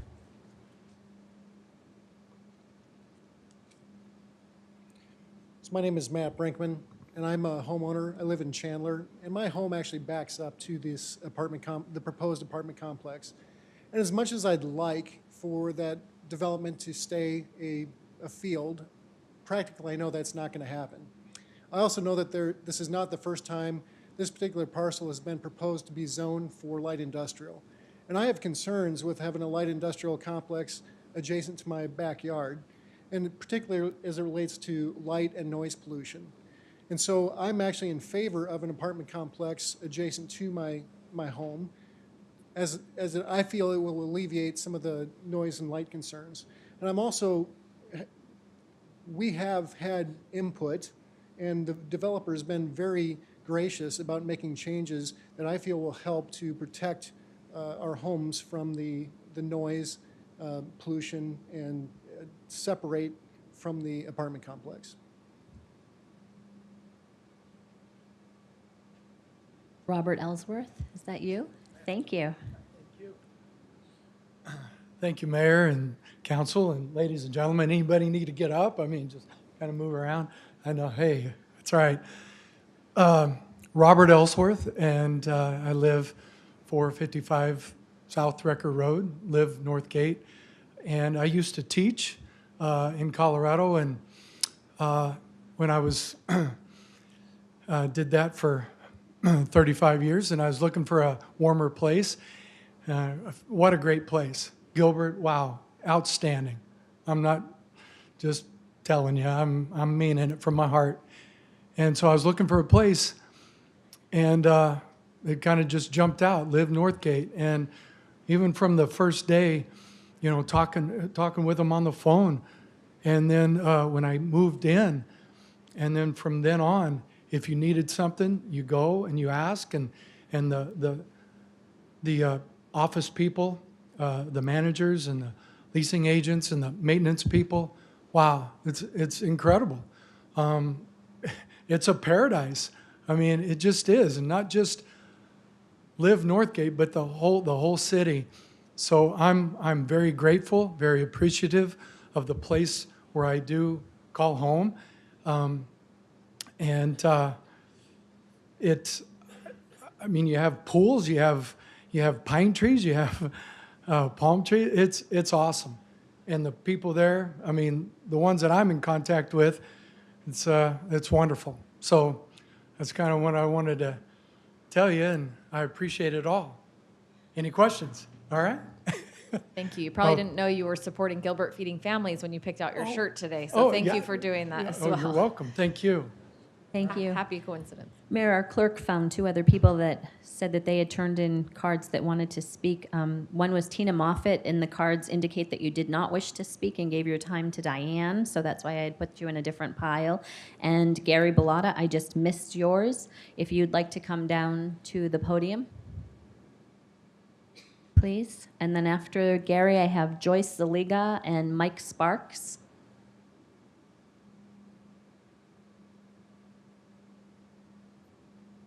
Mayor, Council, thank you for letting me talk tonight. My name is Gary Bellotta. I live in the city of Chandler. My family and I live in the Eagle Glen 1 subdivision, and we would very much like to see the parcel remain zoned as a business park. I'm concerned with the amount of traffic the new apartment complex and the light industrial will bring to the Mustang Road, 140th Street, and Ryan Road corridor, which is directly adjacent to the City of Chandler Roadrunner Park. This park attracts many families and offers space for basketball, volleyball, soccer, green area for play, and walking paths. On the way over tonight, there was a bunch of kids at soccer practice. Many of these families walk across 140th Street from the Peterson Farm subdivision or walk along the street from the Paseo Trails and Eagle Glen subdivisions. There are many elementary, middle school, and high school bus stops located along this corridor. The increase in traffic from this development will most definitely lead to major safety concerns for our children and families. When I was at a previous meeting with the developer, one of the developer's staff mentioned to me he was concerned that the street would become raceway for people not wanting to go through the congested Germain-Gilbert Road intersection. Also, I heard tonight, about all of the City of Chandler residents then taking the Mustang Road up to Germain Road. If that's the case, then maybe Mustang Road should not be developed at all. I'm also concerned with the extra pressure the apartment complex will put on the local school classroom sizes. I heard that from others as well. When the surrounding schools were being designed, the Gilbert and Chandler general plans were taken into consideration for how large to build them. The addition of 300-some housing units to the attendance boundaries will result in a negative impact on our children. Additionally, the Gilbert-Germain intersection is already extremely congested, and the addition of this apartment complex and the light industrial will only exacerbate the problem and create even more safety concerns. Thank you for listening and taking my concerns and our children's safety into consideration. I hope you will put the local community's interests ahead of the land developers, and I hope you will vote no to the zoning change. Thank you again. Thank you, Gary. We could have Joyce. Is that you, Joyce? Thank you. Actually, I'm Tina Moffett. This is my first meeting, and I was a little overwhelmed when I saw the crowd, so I apologize that I filled out my form incorrectly, and I will keep it very short. I am a Gilbert resident, and I work at a Chandler school 2 minutes from my house. and it is extremely overpopulated. The growth is every year. Our current school has over 1,000 students. We are the largest school in Chandler. Most of the people in my neighborhood live in Gilbert, but go to Chandler schools. And we just can't, there's one teacher per classroom, at minimum 27 students per classroom. And this and the future developments in Layton Lakes, it's gonna crush the schools. So I appreciate you listening. Thank you very much. Thank you, Tina. Joyce? Could you give us your name and city or town of residence, please? Yes, Joyce Saliga, 455 South Rucker Road, Gilbert, Arizona. I live in a LIV Northgate community. I am a widow of 4 years this November. I had a big house in Fountain Hills, and I had to start over. I sold my house. We had a business up there. My husband passed away in our driveway, and I did very, very extensive research looking for a community that I could call my home. I could no longer take care and maintain a house. Live has been my community, and I live there. I love it. We do community events. We do fundraising. We do food drives. We do clothing drives within our community. I personally did when I first moved there, because we are very recyclable, you know what I mean, green. So everybody collected their plastic grocery bags, and what we did was weave them into the mats for the homeless, because the plastic mats keep out the cold, keep them warm, they can use them as blankets. But as a community, we all got together on every Monday night and weaved blankets for people. We do potlucks. We have people from all over, diversity. We do international night. Everybody brings their own food from their different countries. We have like little dances, but everything is in our gates. Plus, we are an electric-friendly community for electric cars. I own a Chevy Volt.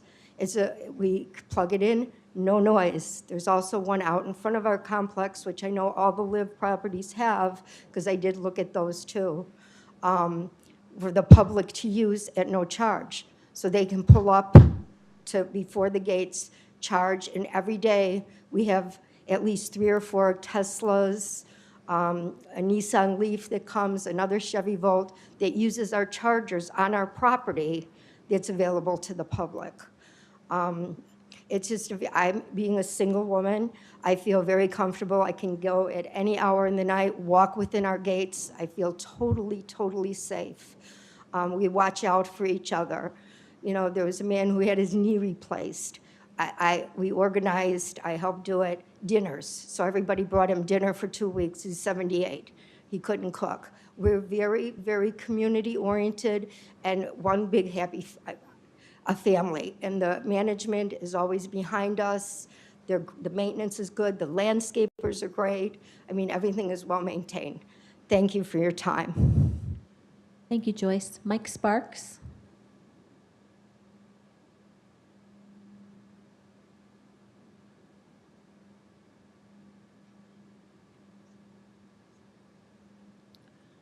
Mike Sparks, I'm a Gilbert resident. I live Northgate, and I've been there for 4 years. I'm a firm believer in 2 sides to every issue. That's why I'm here. I believe that the people that build these or own these, they build a pristine community. When I have family and friends over, they think I live in a resort. The negative part about that is they think I have more money than I do. But it is extremely nice, and it's extremely safe. If I want to go out for a walk late at night, early in the morning, I never have to worry about crime. I can't speak what might happen, but I can speak about what has happened. And being there 4 years, I'm an extrovert. I know most of the residents. I have never heard of any crime. That doesn't mean it didn't happen, but I've never heard about it. I'm not afraid to leave anything outside my door. In fact, I do leave things outside my door for neighbors to pick up. It's never been taken. So I think there's an element that Live builds, and it is a community. Joyce mentioned it. We all watch out for one another.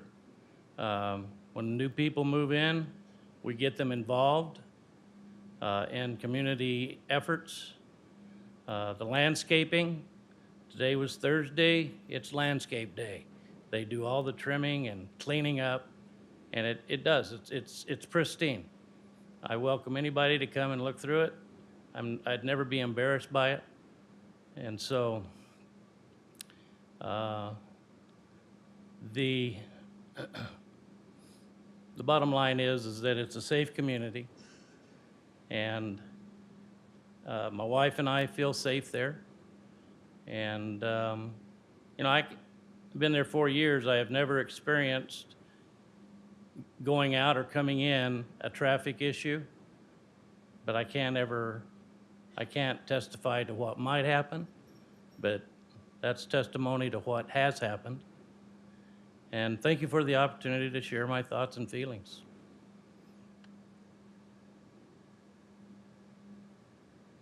Council, do you have any questions for staff or for the applicant? Councilmember Cook.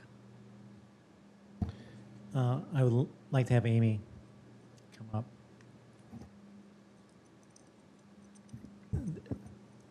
I did go out and visited, the area around this particular property.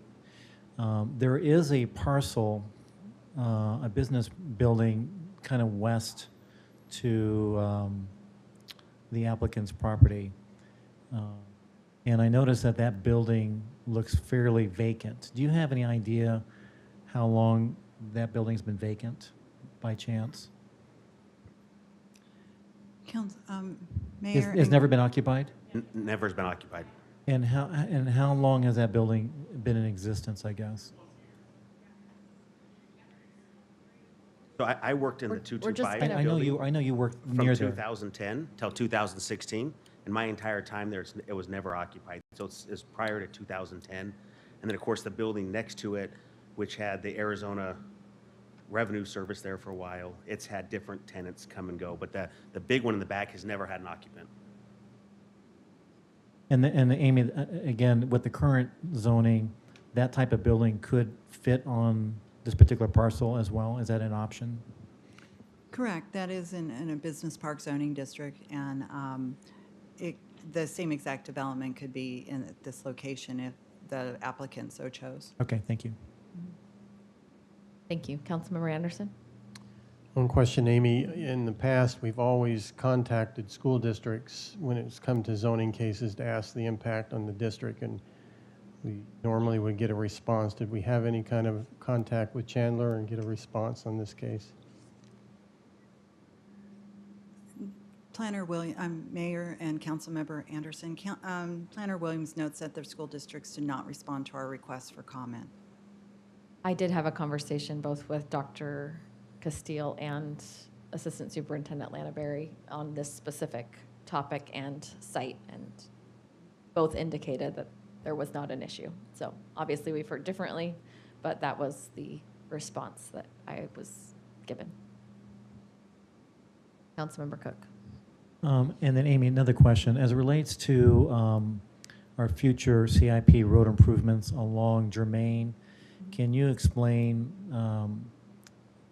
what's forthcoming as it relates to the improvements along Germain between Lindsay and Gilbert Road? Mayor and Councilmember Cook, I'm actually going to turn to a member of our CIDP department or engineering department. I am aware that it is ongoing and coming in the very near future, but I do not have the specifics other than the standard right-of-way that would be developed. Good evening, Madam Mayor, members of the council. David Fabiano, the town engineer. And if I understand the question, Councilmember Cook, would you mind please repeating it for me? Yeah, I'm just trying to remember, what the improvements are going to be along Germain Road as it relates to between Gilbert and Lindsay. I know that we're looking at increasing the lanes, certain amount of, capacity and so forth. And I don't know if you have an idea of like current capacity versus what the future capacity could be after the improvements are done? Absolutely. Madam Mayor, Councilmember Cook, Germain Road is planned to be a major arterial road in the town of Gilbert. It's going to have 6 lanes. We currently have a project that is in design and is actually a design completion. We're finalizing the right-of-way for that. We want to begin construction, hopefully within the calendar year of 2018. That's going to widen it to that ultimate configuration of there will be 3 lanes eastbound, 3 lanes westbound. And was there any study as it relates to current traffic capacity based upon the current versus when it's completed? We're going to improve by, I don't know, so many cars per hour. I don't know if that. Great question, Madam Mayor, Councilmember Cook.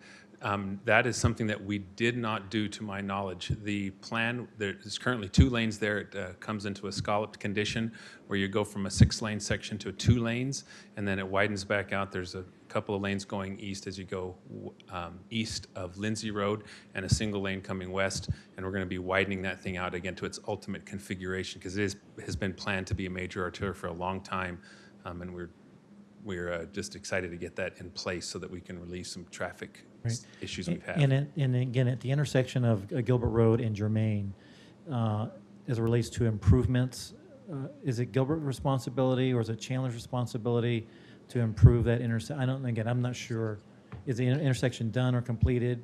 I just like to understand that. That's a very good question, Mayor. Councilmember Cook, that intersection is actually the responsibility of the city of Chandler, not the town of Gilbert. I would have to confer with my counterparts in the city of Chandler. To my knowledge, I believe they have built it to the configuration they anticipate it being at.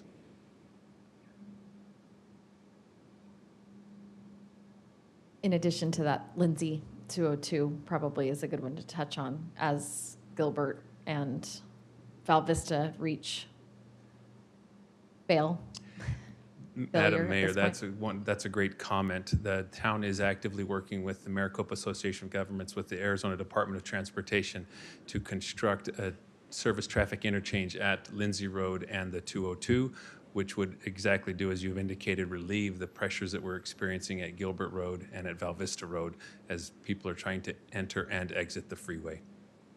I can't help but think that that will have a tremendous improvement even on that Gilbert and Germain intersection, which is, it is absolutely congested. I've driven through there many times, and there's a lot of retail there.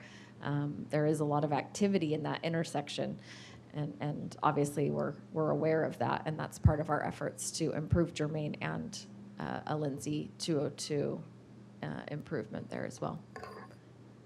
All right, any other questions for David? Thank you, David. Thank David's never had a bad day, in case anyone was wondering. He's always happy. All right. Any additional questions for staff or the applicant? Okay, we will close the public hearing, and it is time for council now to deliberate, and so I will ask wish to speak to do so this time. Councilmember Peterson. Mayor, I'll go ahead and start. The lame duck will start. Yeah, it's a term that applies to me at this point. So, whenever we talk about issues like this, property rights are paramount, and we have to consider not only the property rights of the applicant, but also of the neighbors. We do have to do both.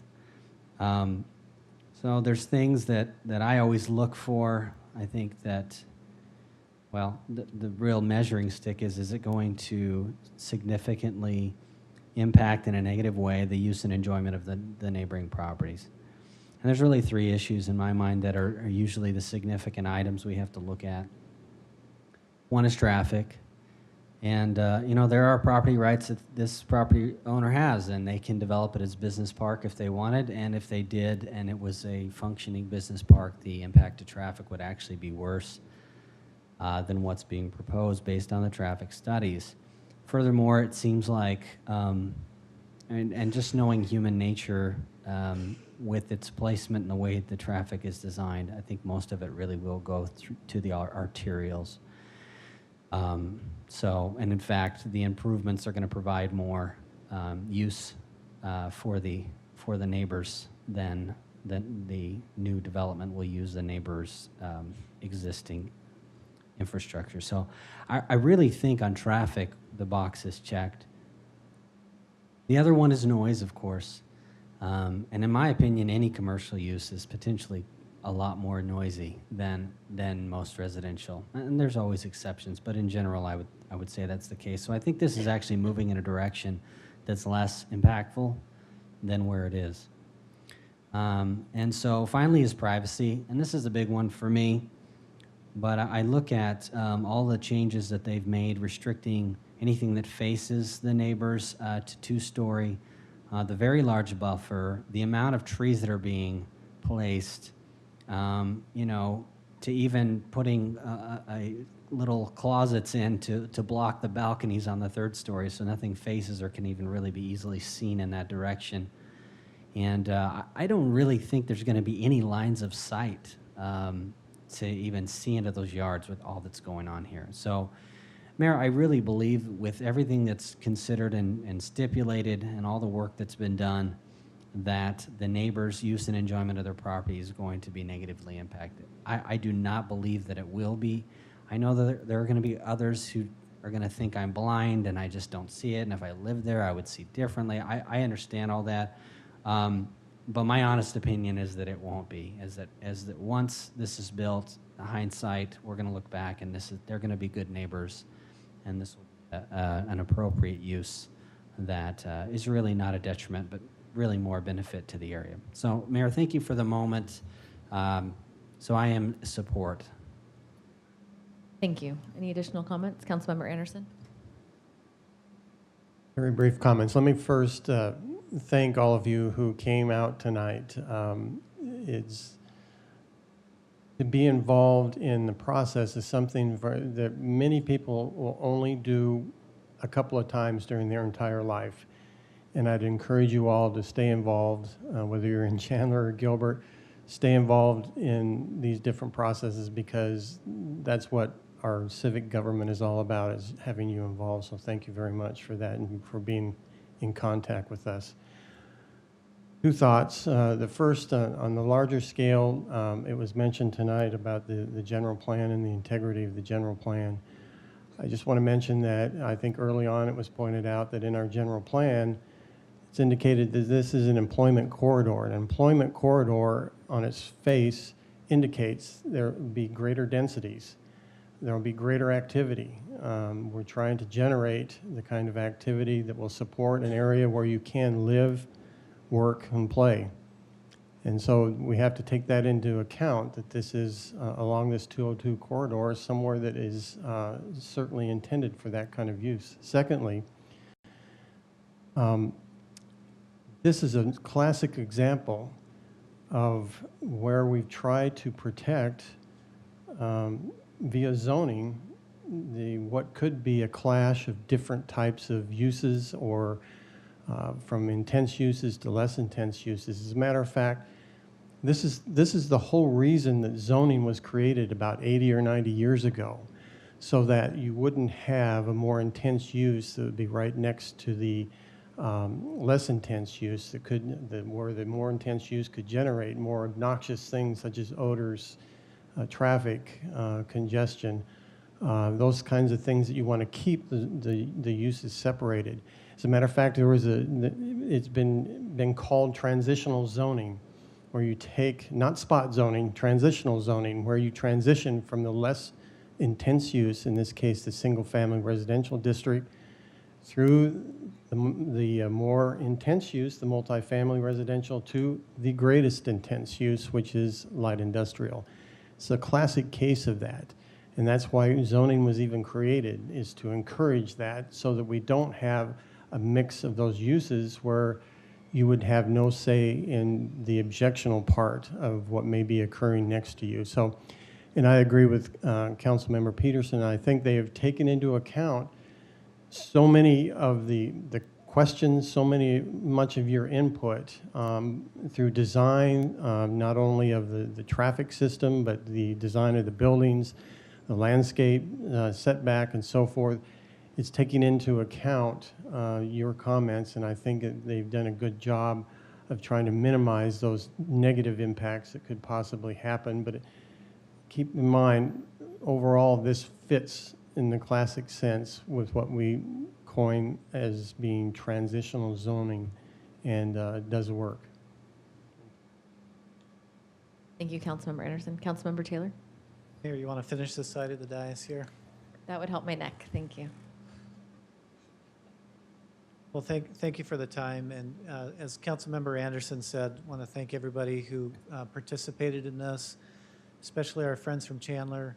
You know, I received many emails like I know my peers did here, and read all of them and made notes and had follow-up conversations multiple times with some of you and many of the staff. And anyways, appreciate the feedback. It is important to be involved in the process, whichever way things turn out. And some of you are friends, and we know you from both sides of the issue here. So that's why this is always a difficult time to, because you got to vote one way or the other here. At the end of the day, Mayor, I'm tipping in support of this for a couple reasons. Number one, I agree with some of the conclusions on the traffic study.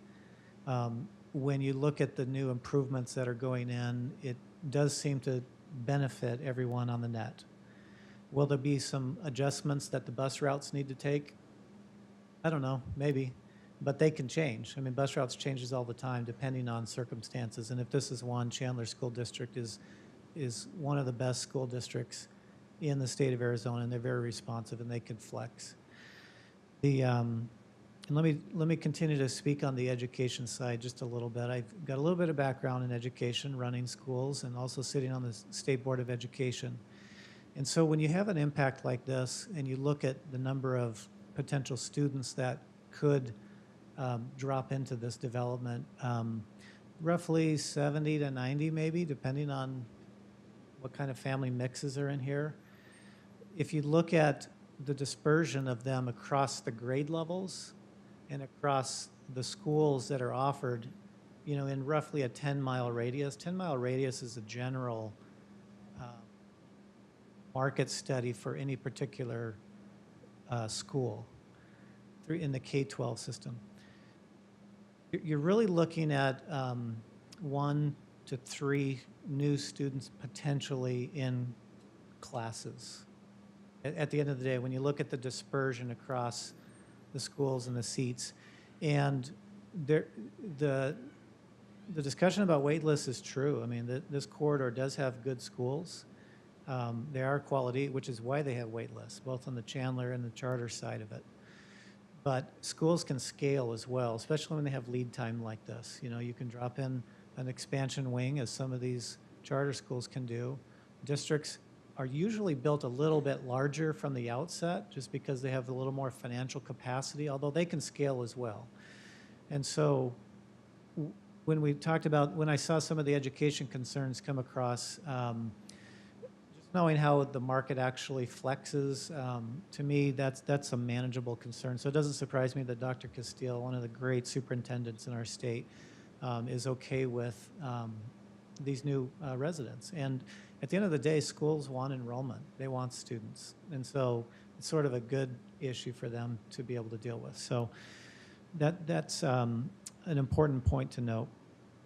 We've talked about the responsiveness of the developers, and they have listened to the residents' concern, probably more than we've seen some other developers. And I appreciate them going the extra mile and holding extra meetings and talking with them, challenging them on a couple of points. I appreciate the responsiveness to them.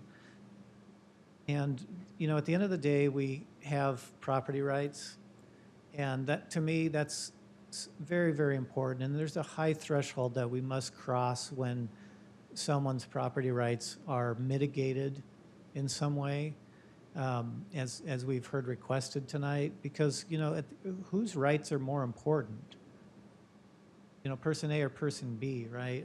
Our property rights are really extensions of our life, right? We work, we earn some money, and we buy property, whether it's our own home that we live in, or if it's something that we invest in. but it's really an extension of our life. And we've taken an oath of office to uphold the inalienable rights of our residents and those that do business, people that hold property in our town. And to me, that's just a very, very important point. And I know that there are some people that were emboldened by what happened with the city gate and said, well, we'll just jump on the town council because they folded on that one, they'll fold on this one. And as we've heard before, you know, it's important that we set zoning, we set the laws, and then we let the market respond to the laws, because that's how we are fair in applying the law. And that's how we can protect rights of individuals and not treat one person's rights as superior to another person's right, because I believe all men are created equal, and we should treat them equal in the eyes of the law. So that's a very, very important matter and principle that should be taken into account here. And so, Mayor, I appreciate the generous amount of time for me to share some thoughts. And I'll just leave it on that note that I'll be voting in support of the item tonight. Thank you. Thank you, Councilmember Taylor. Vice Mayor. Thank you, Mayor. I want to say thank you to the Chandler residents, because Councilmember Ray and I actually got together with several of you to have a good discussion about this. And I wanted you to know that just because you're Chandler residents doesn't mean that we weren't listening to you and weren't willing to work with you and weren't willing to talk to you. And I think because of your involvement with this project, that it has turned out to be a better project overall. After I spoke with you, we had gone back to the developer and asked them to continue. I spoke with the Vice Mayor of Chandler about your concerns, because I know many of you had reached out to him. And so I spoke to him about your concerns, and I've traded emails back and forth with many of you, like Councilmember Taylor said. I think it's an important part of our process for people to be involved as we move along, and I think that in the long run it makes us better and it makes our communities better because we work together so well. I joke quite often that Chandler is almost like our sister city or our twin city because we have such a great relationship with them. Again, I think you've done a great job with this project, and the developer has heard you. They've taken the time to listen to your concerns, to redo and remake several items based on your comments and your feedback. And I don't want to duplicate anything that's already been said. I agree with so much of what's been commented on, and for the sake of time, I will say that I am also in support of this project, but I thank you for your involvement. Ray? Thank you, Mayor, and thank you to each of you for coming tonight. I feel like I understand this area, not to the extent that many of you do, but I did work at the on the MAP, the Orset Flex office, for, I guess, almost 7 years, and understand a lot of your concerns.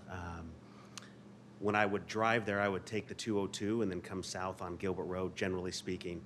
When I rode my bike, I'd take the canal to Lindsay and come over, and no matter which way you went, Germain is a terrible situation.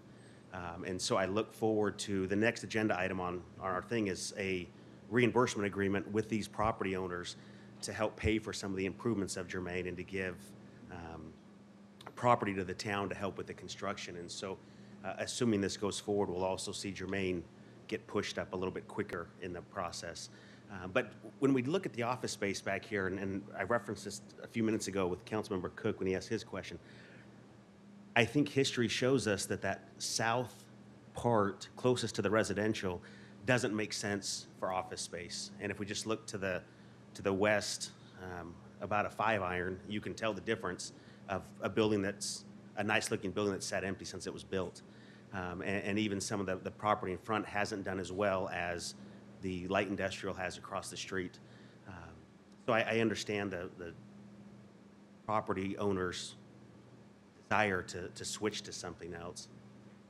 I do appreciate the changes that have been made by the property owner. I appreciate the residents working and making suggestions to the property owner to help make some of these changes.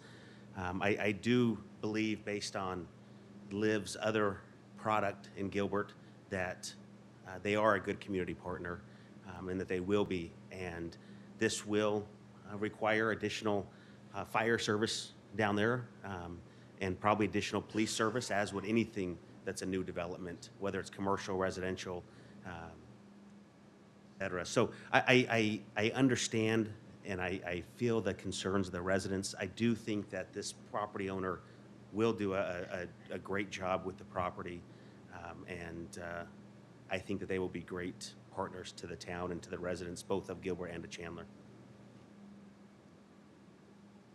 Councilmember Cook. Yeah, Mayor, thank you. And like the rest of my colleagues that have met with some of the Chandler residents, again, thank you for allowing me to chat with you in person. And we are like sister cities with each other. We have a fantastic relationship with our counterparts in Chandler, and we do so many regional projects together, regional activities together, and we really appreciate the Chandler residents and our friendship. You know, for me, it's always been, you know, where I would be against a project like this, because I'm probably one of the council members that always is trying to protect every commercial piece of property that we have in Gilbert, especially here along our 202 business corridor. And as you know, as you look at that intersection, it is going to be a more busier intersection. I know that the vision of Chandler to build the Chandler Air Park, to bring in more commercial, more office spaces in there, it's going to put more stress on Gilbert Road and Germain. And for us, you know, it's our goal, everything east of Gilbert Road, we want to fill all of that vacant land as much with commercial. So it will be a very busy, you know, intersection. And plus the retail that's there, which is very, very popular for both our Chandler and Gilbert residents, it's going to be even more popular as more businesses move there and the restaurants thrive and, you know, all the different retail. It will be busy. There's no doubt about that. And, you know, do we stop growth? I mean, is that, or do we slow growth as time moves on? You know, do we have a crystal ball as to, you know, the decisions that we make? Was it correct, you know, 20 years from now or 30 years from now? But what I will say is that every one of these cases that come to us like this, I know that each of us sincerely takes time to evaluate it as a case-by-case basis. And in review of this particular project, it is something where I do know and feel that as the Deloitte project emerges, there's not enough housing. I agree. There's not enough single-family homes to maybe support 1,500 to 2,500 new employees that's going to be occupying in the Revlon area. I know directly to the west, you have some major apartment complexes being built between McQueen and Cooper. I see that, and you know, and it's going to be a lot of residents along, you know, those areas. But for this particular project, I'm going to be in favor of it because I believe that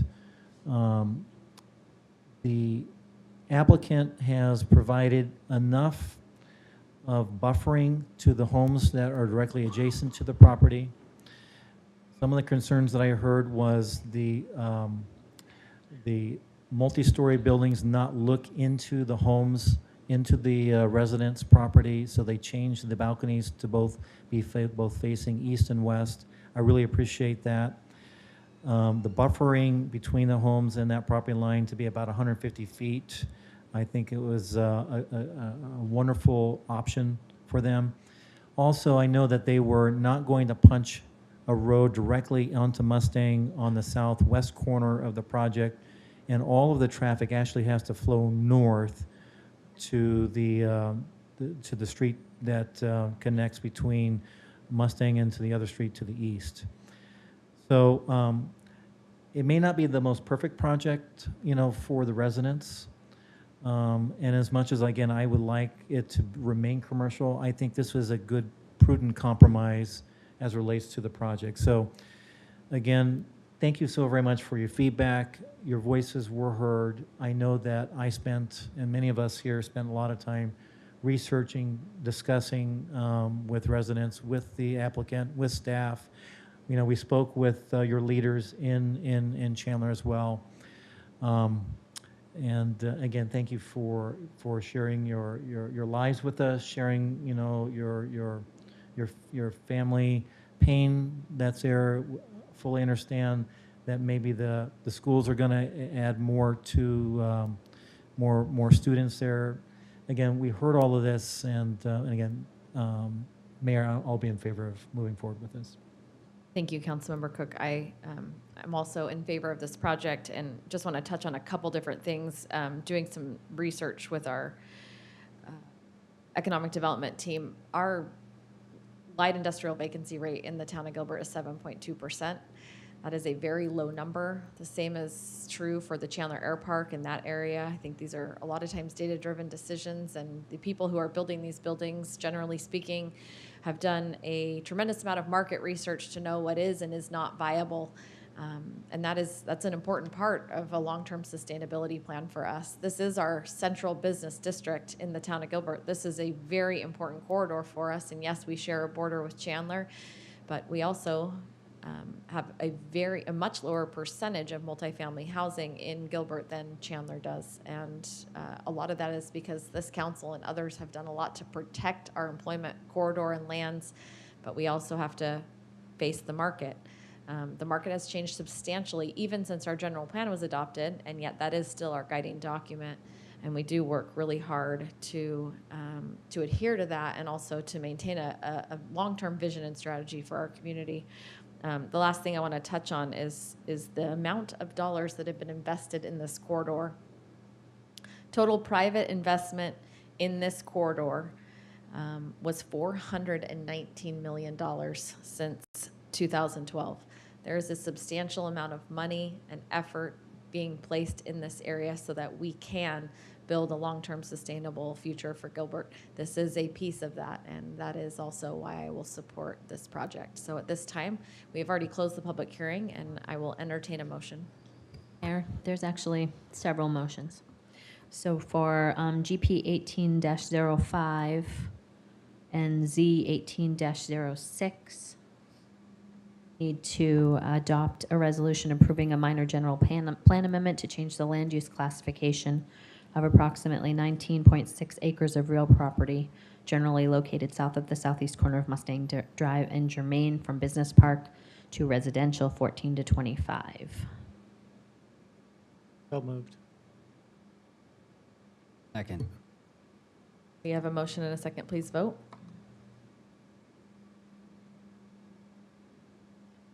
That motion carries with a 7-0 vote. Thank you. That leads us to agenda item 28, I believe. I think I have to do a second one for 27. Is that correct? Thank you, Amy. For the same general plan, GP 18-05 and zoning Z 18-06, approval of the findings and adoption of an ordinance to rezone approximately 19.6 acres of real property in the same location from BP to MFM. So moved. Second. That No. motion carries with a 7-0 vote. Thank you. Should I just keep going? Please. For You're on a roll. item 28, GP. I think we can do these. Do we need to do these separately? I need to do A and B? They can be done A and B together. separately? Oh, they can be done together? Okay. So for GP 18-04 and Z 18-05, I would adopt a resolution approving a minor general plan amendment to change the land use classification for approximately 27.6 acres, and B, approval of the findings and adoption of an ordinance to rezone approximately the 27.6 acres of real property. Second.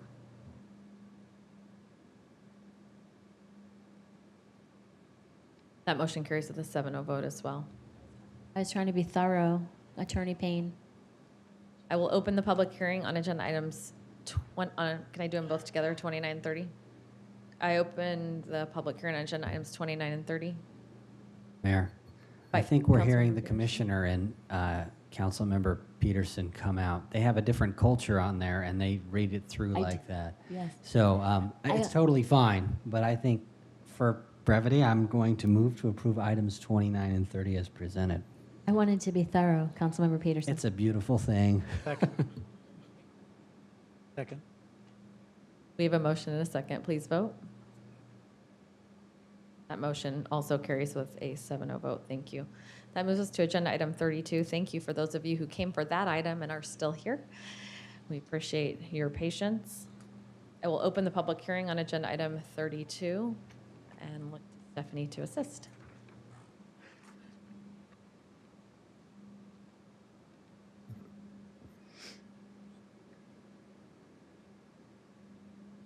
Good evening, Mayor and Council members. My name is Stephanie Bubenheim. I'm a planner too at the town of Gilbert. I'll try to make this short, but I also want to make sure everyone understands what's going on with the different recommendations on this case tonight.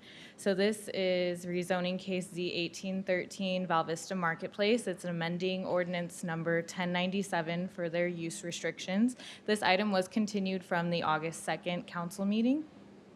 And just to clarify for the site, the rezoning request is part of Val Vista Marketplace on the southwest corner of Elliott Drive and Val Vista Drive.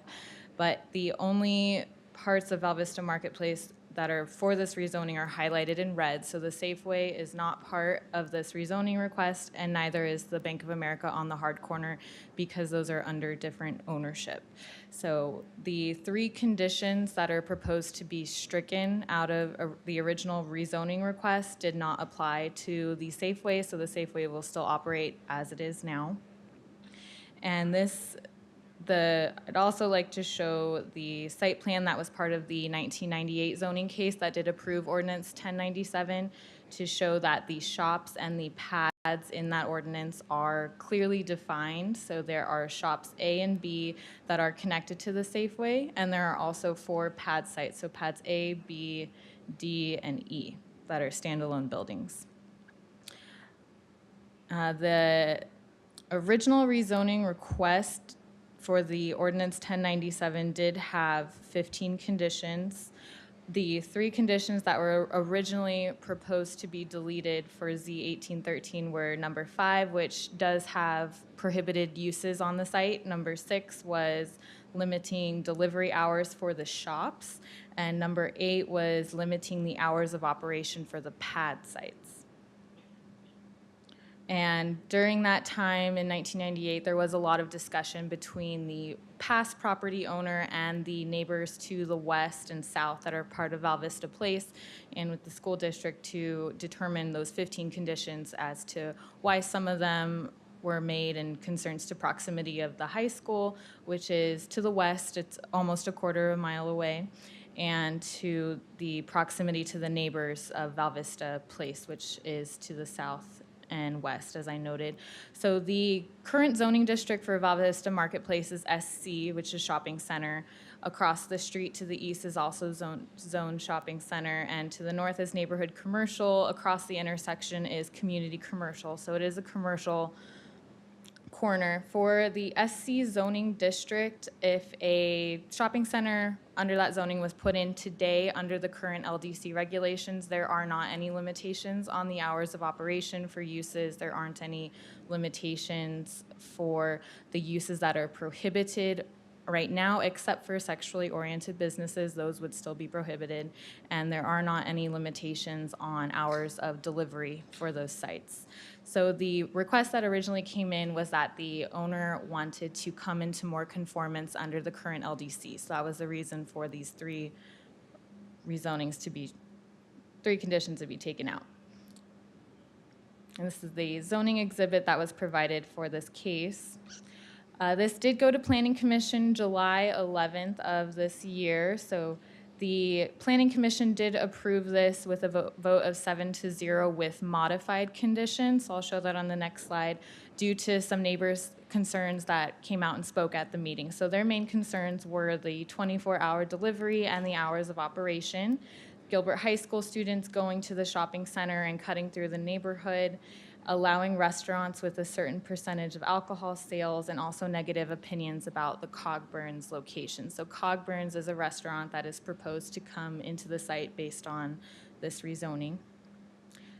So for recommended motion number 1 that's in your packets, this is the Planning Commission's recommendation. So they chose to keep condition number 5, but strike out all of the uses except for bars and cocktail lounges, so that would still be in the ordinance.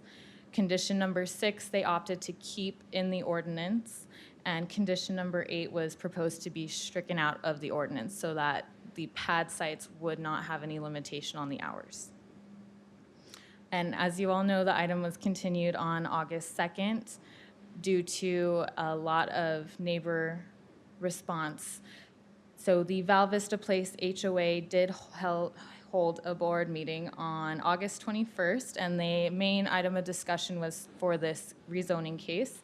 The main concerns at that meeting, the property owner did attend and I did attend as well, were the percentage of alcohol sales. They did not want that percentage to be removed from the ordinance. The hours of operation, they're not in agreement with the 24 hours. Any future businesses that could come into the site, the noise levels and trash debris increasing. So I did want to note that there was discussion about a native New Yorker that was on the site on the past, and they did have a couple of different code violations, and some had to do with trash debris and some had to do with the percentage of alcohol sales. It's not set in stone that the reasons for the alcohol limitation was the reason that Native New Yorker did leave. It was an issue, but it wasn't the sound reason of why Native New Yorker left. And there's also mentions of increase in traffic, and that's been part of your packet too. So it is known that Elliott and Val Vista, that intersection is one of the more dangerous intersections. I have spoken with the traffic engineer of the town. The shopping center is an existing shopping center, and there is an existing use of a restaurant in that site. So a new restaurant coming in does not provide enough increase of traffic to warrant the need for improvements. The intersection is part of the CIP project plan. It's under ST 1370, so it is slated to be looked at in the future, and that project list does modify and change from time to time for years of progression. So for the HOA, they did provide a list of proposed conditions based on their board meeting. So they did choose to keep in condition number 5. They would like to update the restaurants that derive more than 30% of alcohol sales, change that to 50%. And they also requested to add 3 other uses to be prohibited on the site. So those are tobacco and vape shops, massage parlors, and tattoo parlors and shops. The condition number 6 is proposed to stay in, and condition number 8, they are proposing that that be modified. Instead of businesses opening at 6 a.m., that they be opened at 4 a.m. And there was some further discussion this was presented at the HOA board meeting, and this was also, the HOA's motion was shown to the property owner, and this was discussed. This is ultimately what the property owner would like to recommend, so that the recommendation is condition number 5 stays in the ordinance to compromise with keeping the uses, even though it's not part of a planned area development in the current zoning that they have limited uses. That's currently not allowed in our code, that we would add this into an ordinance. Because of the site, they are still keeping that in, but they do choose to strike out the restaurants that derive more than 30% of the alcohol sales. The reason behind this is if a restaurant does come into a site that wants to sell alcohol, they are required to get a Series 12 liquor license. That Series 12 liquor license already has a state regulation that the maximum alcohol sales is 60%. So the applicant would request that that state regulation be followed. Condition number 6, so all across the board, condition number 6 would stay in the ordinance. And for condition number 8, the proposal was to modify from 6 a.m. to 3 a.m. So not taking out the condition, but raising up the hours. Another reason for this rezoning is a few of the tenants, such as Bosa Donuts and Summits Yoga, do request to be open earlier than 6 a.m. for their business models. So tonight, before you, you do have 2 options. So optional motion 1 is the Planning Commission's recommendation, and for optional motion 2, it is the recommendation that I had just shown you. I did create a table with a lot of words that has a breakdown of what will happen based on these. So first one will be the PC recommendation, the motion number 2, and then the HOA recommendation, if you want to look through that as well. So if you have any questions for me, I can answer them, or the applicant is here tonight if you have questions for him. Councilmember Taylor. Mayor, thank you. Sarah, thank you for the presentation. Appreciate that. I have 2 questions. So on the hours of operation, so under motion 2, it says open for business 3 a.m. Does that prohibit Bosa Donuts, as an example, to be working earlier than that to get the donuts ready? Is it open to the public, or are they prohibited from going in and working at all, but just not having their doors open for public access at until 3 a.m.? Mayor Daniels, Councilmember Taylor, that is just for open for business is the condition, so that business workers can be making the donuts, so to say, for that specific use, but they can't open the doors for business until 3 a.m. Okay, thank you. That helps. Other question is just on the Cogburn's issue. So you go to their website, they advertise as a bar. The word bar is in their domain. So to the public, they want to be viewed as a bar. Those are the words they use, and that's really what their position is in the marketplace.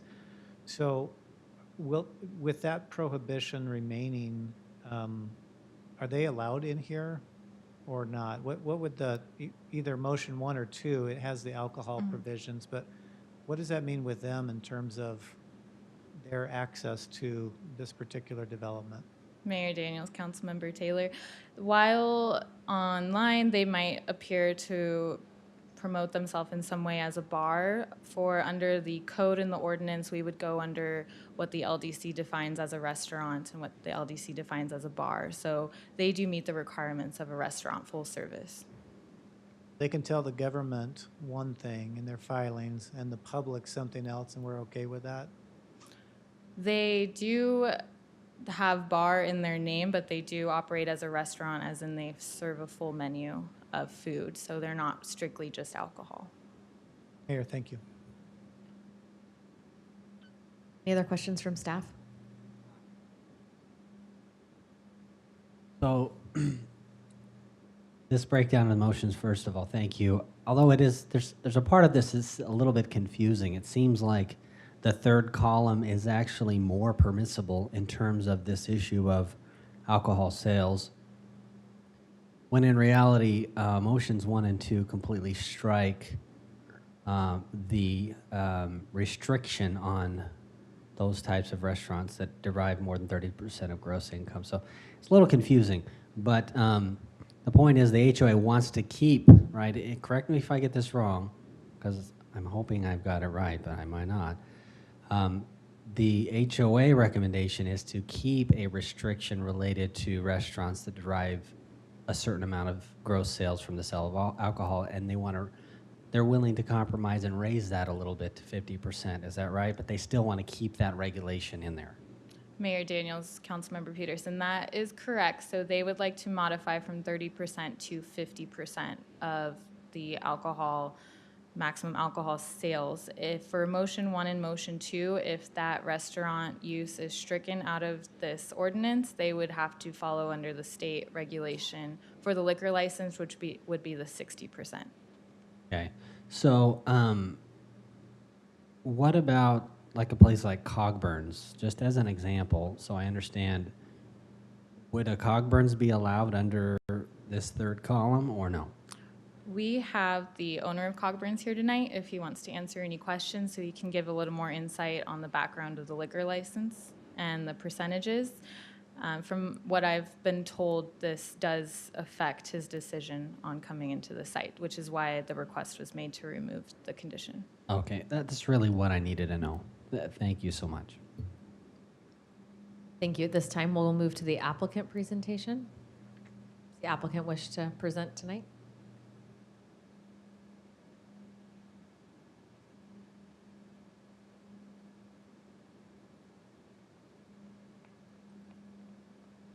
Thank you, Madam Mayor and council members. My name is Mike Gustafson. I'm with Jabel Holdings. We are the owner of the Val Vista Marketplace Center. We've been working for approximately a year to fill the vacancy that was created as Pizza Pie Cafe decided to leave the center and close their business of operation. Prior to that had been two other restaurants that had occupied, as mentioned before. Both of the prior uses did sell alcohol. One of them in particular had issues with their alcohol to food beverage ratio sales. And so with it, when Pizza Pie came, it seemed like this was the perfect solution. They just couldn't succeed in the marketplace and closed their doors and eventually have moved out of Arizona altogether. With that, as Cogburn's looked at the space, we had done a extensive background search on the owner, Ken Lasevita, of Cogburn's, and I asked him specifically, I think it was Councilmember Anderson that had a question, or actually Mr. Peterson, questioning where the name came from, and specifically their domain name for the restaurant being cogburnsbar.com. That's because when they went to do their research and secure the name cogburns.com, it had already been taken. So the closest, shortest name that they could create was cogburnsbar.com to reduce the total number of letters and characters needed to do a physical search of their business and of their locations. So that's why they chose that name.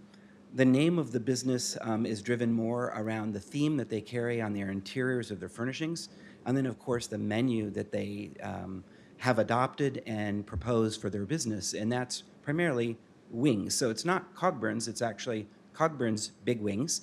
And one of the questions I asked the owner of Cogburn's specifically was, tell me about your volume of food sales and how you proceed with your business, knowing that you sell both food and alcohol. And what he explained to me and threw to me as a question, and with 3 other stores that are currently operating in both Mesa and Gilbert, tell me how many wings do you think I sell on an average Thursday night? And I, of course, had no way of knowing. And he said north of 10,000. So for them, the volume and the wings and the type of clientele are what are drivers to what they offer in the way of their menu and the food that they present to their clients. The clients do have an interest in alcohol sales and want to have that be a part of the food purchases, but that's actually part of the reason they serve the food that they do and offer the liquor sales that they do. For their business, they have a need and a concern that if the percentage of liquor to food ratio is reduced in some format, that it becomes a monitoring responsibility of the town of Gilbert to monitor versus the state. And that has to do with the licensing, and the type that would be placed would be a Series 12, which is any given restaurant that wants to serve liquor would have that type other than if it was, say, wine and beer. So with it, it's the right type of license monitored by the state, and it would follow those state mandates and guidelines based upon the motions that were presented in both motion 1 and 2, which is why he did that. As it related to Bosa Donuts, those were picked on as an example or questioned. Bosa does prepare their donuts and pastries through the evening hours and works to open the doors to sell.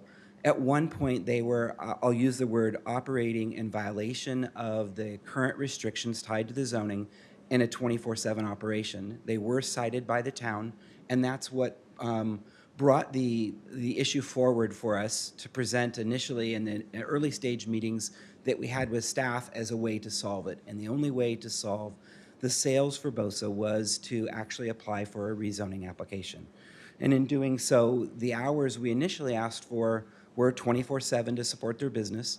Bosa actually presented a chart to show you of the gross revenue sales prior to the issuance of the citation and after, so that you could physically see how their business was affected.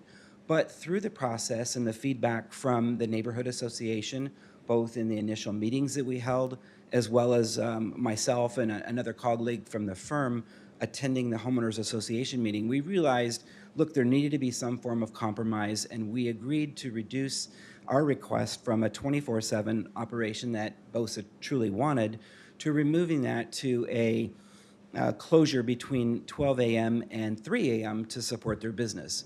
BOSA said that they normally work with the first responders in those early morning hours in that 3 to 5 timeline. And construction workers are probably their biggest single source between somewhere around 3:30 to 6. And so with it, that is why we've asked for the hours change on those 4 out parcel buildings that would support both BOSA and Sumit's Yoga, who actually starts their daily routines at 5:30 in the morning versus the 6 a.m. as the current zoning restriction allows. The others, we've simply just said we can live with, we don't need to change, whether that's wording restrictions tied to the types of uses. Most of those uses would actually be a special use permit anyway under the current zoning. So those really aren't a concern. We're not needing those or asking for those. We were simply looking to level the field of the zoning, both from when it was initially zoned 20 years ago to today's current zoning that the town has adopted.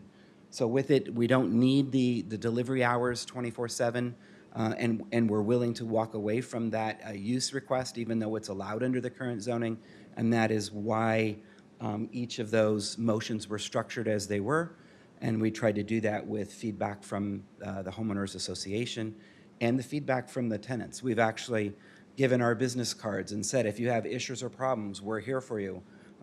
We'll address them and be responsive, and we haven't had those requests even though we've participated in this process. So with that, I'm available as a part of a rebuttal or questions that you may have for me. Thank you. Councilmember Cook. Mayor, thank you. I do have a question. You purchased the property, you said a year ago? Oh, no, approximately 3 years ago. 3 years ago? Yes, sir. And obviously, you were very much aware of the ordinance 1097 that was in place, and I'm assuming that you were in full agreement that you could operate your business based upon that ordinance. Is that correct? When we purchased the property, the property was purchased through an auction after a bankruptcy and foreclosure. So those types of documents, although a recorded document, didn't appear in our initial search. So the items that were provided through the seller, auction.com, on behalf of the lender, didn't include that ordinance. It was only through a records search later on that we realized there was an issue. When we purchased the property, the Pizza Pie Cafe restaurant was actually a topic, a use that was in discussion, and we later signed a lease with them afterwards, and that's when the discussion of alcohol came up, and we realized there was a question. It was only after they vacated that we realized this was going to become a long-term issue that we needed to rectify. Again, I guess I'm having a hard time. I appreciate your comment about the auction. It seems like full disclosure should have been given to. I tried to explain it wasn't. Yeah, So but sorry, to me, sorry for that. yeah, I Councilmember. understand, but it seemed like any auction or any transaction with any title company as relates to the final documents, it seems like you as a new property owner would have had access to all the documents that would be associated with the property. Again, that's just my feelings here, Mayor, and it just seems odd that. Regardless, Yeah. we do have a Yep. process if they Yep. want to make a change, and they're here tonight. So thank you. I don't think we have any additional questions now, but let's Okay. go to the public comment. Vice Mayor? Yes, Mayor, thank you. Can I have Cheryl Bullock please come to the podium and introduce yourself and give us your city or town of residence, please? And then I'll have Mitch Marquardt.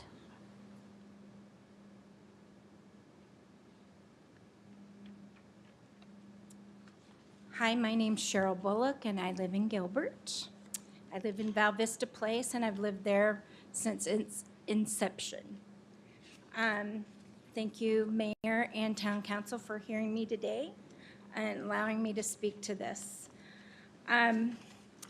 Even though I feel like this may be an exercise in futility, I'm hoping that the Town Council will listen to the homeowners and not only just side with business. As I've said here tonight, I kind of think that that's kind of where you guys go, is towards business. So we did have, like Stephanie said, that we did have our, we had a continuum that you gave us in August, and we did set up our homeowners association, invited the community. The applicant came, and also one of your staff came.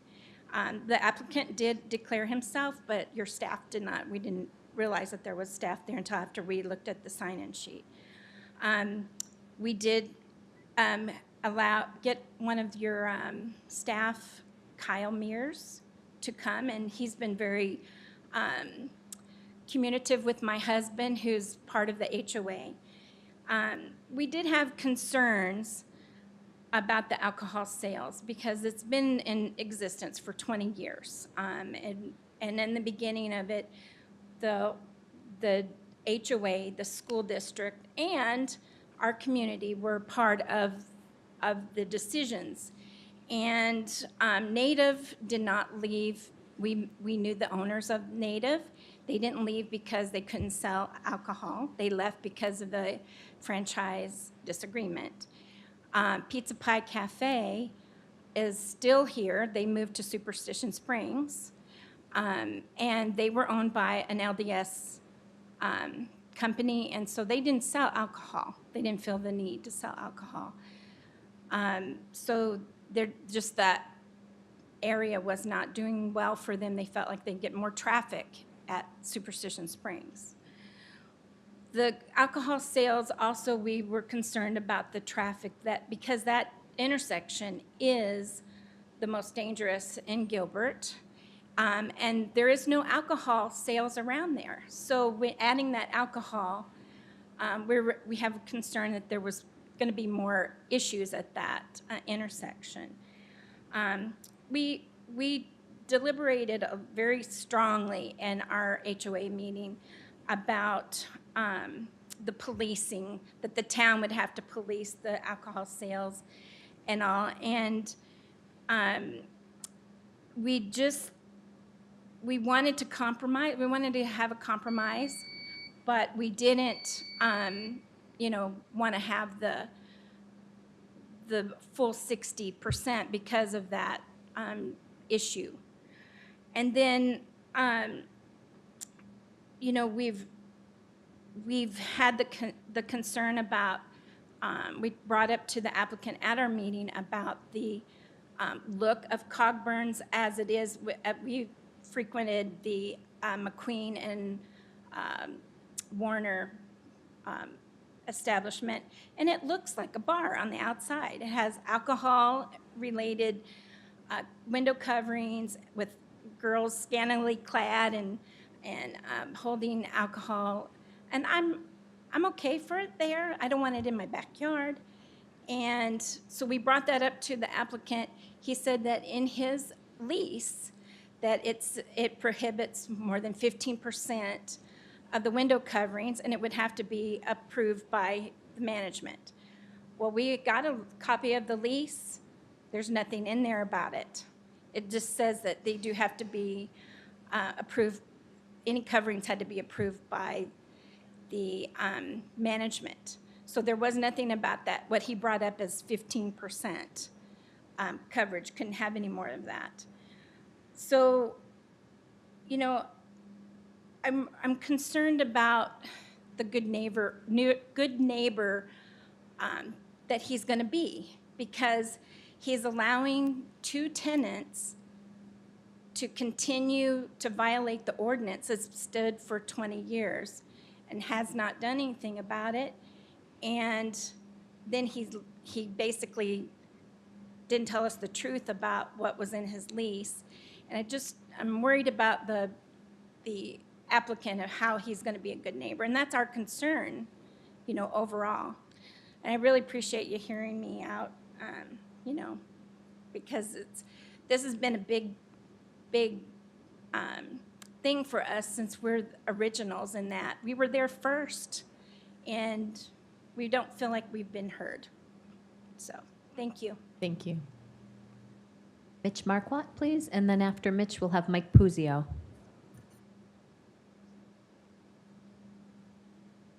Hello, Mayor, Vice Mayor, and council members. Thanks for hearing us. My name is Mitch Marquardt. I'm also on the HOA. I live in Val Vista Place, right behind the Safeway and stores area, and also an original homeowner since '95. And I love the town, and I love progress. I think this situation maybe is going a little too far.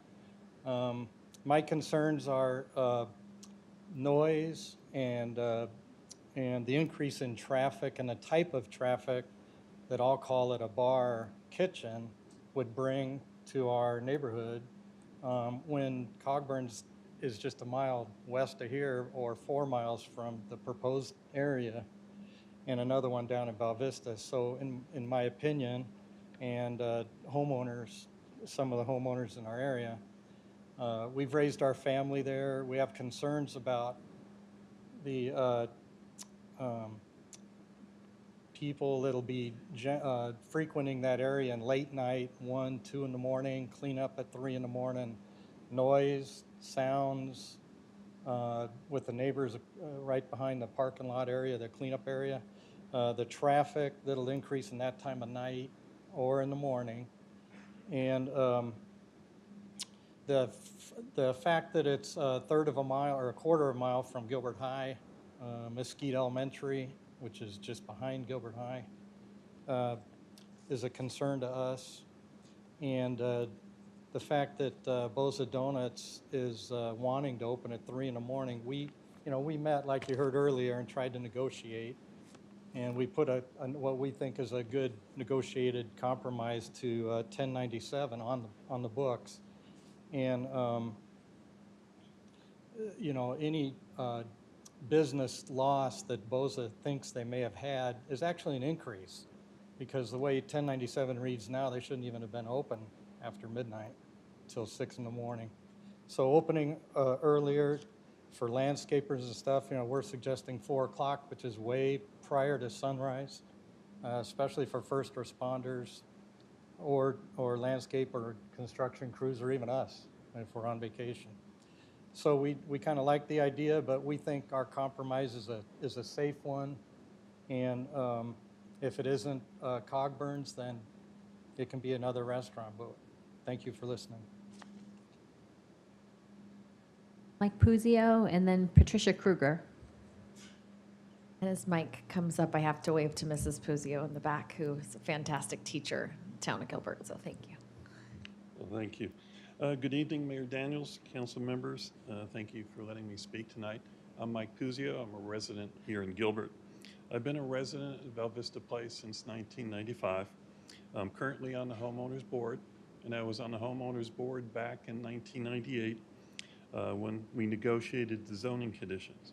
It was a collaboration of the developers, the Peterson Group and Safeway, when they wanted to restructure the design of the development, along with the homeowners, the HOA board, and the Gilbert School District. There were neighborhood meetings, board meetings, correspondence with the developer that we worked very hard over a number of months to put together. This marketplace is not as large a parcel compared to the other commercial corners in Gilbert, such as the plaza at Val Vista and Guadalupe and Cooper and Warner. Homeowners are close to the west and south side of the property.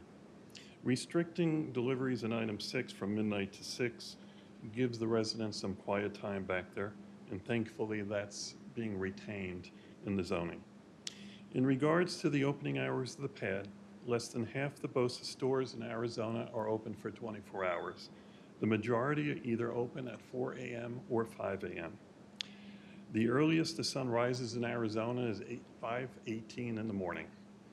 7.5 months of the year, the sun rises after 6 a.m. For commuters that work in the office, most likely they leave after 6 a.m. For individuals working outside, leaving an hour before sunrise gives them time to arrive at work, and this would be 4:15 in the morning. The homeowners originally suggested a midnight to 5 a.m. closure. We came to a consensus to change to 4 a.m. to work with the applicant. Please keep in mind that Boza Donuts is only one tenant on one of 4 pads for rezoning. Tenants come and go. A concern is whether other tenants may move in and the noise that may arise.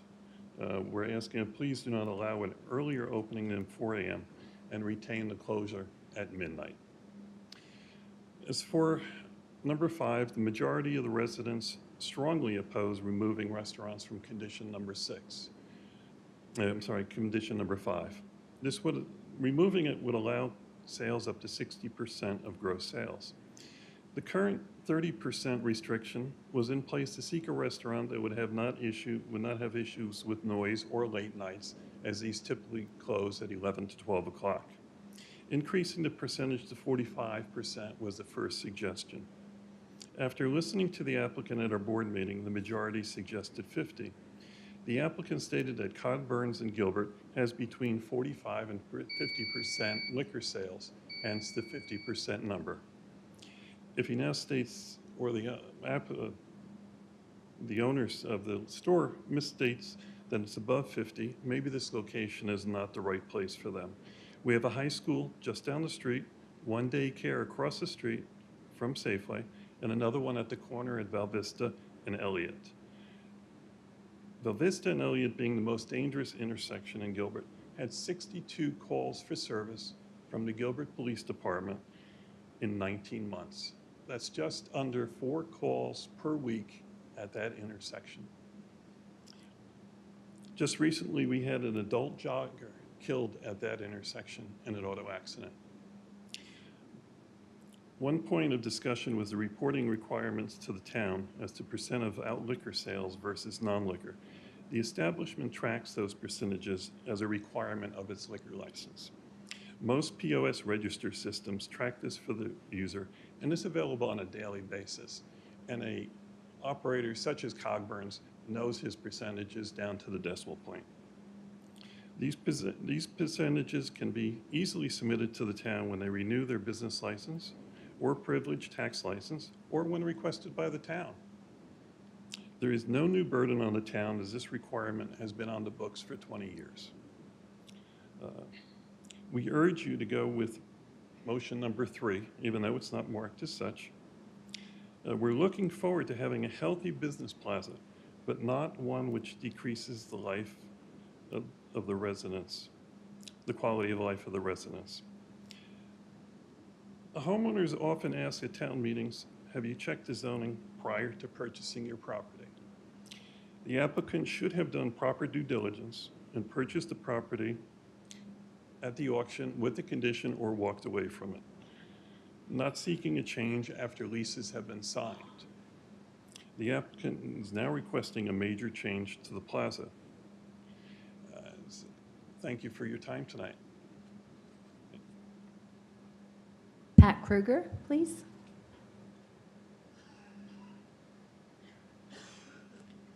Good evening, Mayor and Council. My name is Pat Kruger. I'm a longtime resident of Gilbert, Arizona, as you know, and I do live in the Val Vista Place Homeowners Association. While my home does not back up to the pads, I am concerned.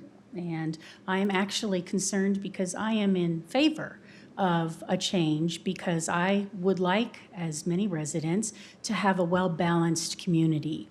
In 2009 and 2010, I participated in the general plan revitalization, if you will, spending many hours discussing what's the best mix for the community. And at that time, a majority of the participants, as well as the council members, were very concerned that we were viewed as and actually operating as a bedroom community. And that was not necessarily the most advantageous position for a vibrant community. And so, as I saw with the first group of people tonight, you went ahead and you have a very vibrant business plan. Granted, that's an industrial plan. But these are new businesses coming in, and our 20-plus-year-old commercial development shopping center behind us is having to compete with some of these new builds. And I lived for many years in Mesa, had a lovely home right by Fiesta Mall, and moved away many, many years ago, and was shocked when I came back because so much of the business fled that area, that there was vacancies, there was crime, there was just not a good mix in terms of the residents that were still there because businesses had fled. Now, thankfully, that area is revitalizing itself, but it took probably 15 to 20 years from the start of the downfall and the increase in crime. And I don't want to see that happen to our little corner, because if we can't have a larger business that sort of, has an anchor and draws people in to the yogurt shop, to Bosa Donuts, then we're going to have a lot of empty space. And I know across the street at the Osco location, there have been a number of service calls due to just vandalism, vagrancy, because I've spent many hours listening to people complain at either council meetings or to the police chief and the police department about the vacancy. And so I think the difference between 50% and 60% is nominal.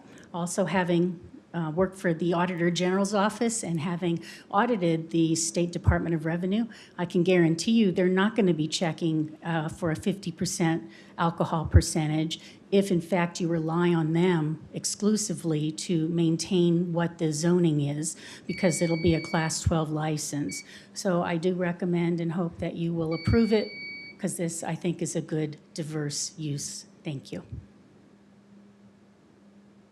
I believe that completes our, thank you. The applicant wish to respond to any of the statements that are made? Yes, thank you, Madam Mayor and council members. One of the questions, or one of the statements that was made about our typical lease, we use that standard lease on all of our retail properties, both in Arizona and California. And the restriction that I believe I referenced that evening was that I thought there was a 15% window restriction on window coverage area, and it actually says 0. So when I offered a restriction, it was that I believed that I would get the language, I would forward it as I did. I shared it with both Kyle Mares and with Stephanie Bubenheim. And the language within our typical lease says that the tenant does not have the ability to put signage on any of the exterior windows without the consent of the landlord. And with it, we don't have signage on the bulk of the tenants other than business hours and operations.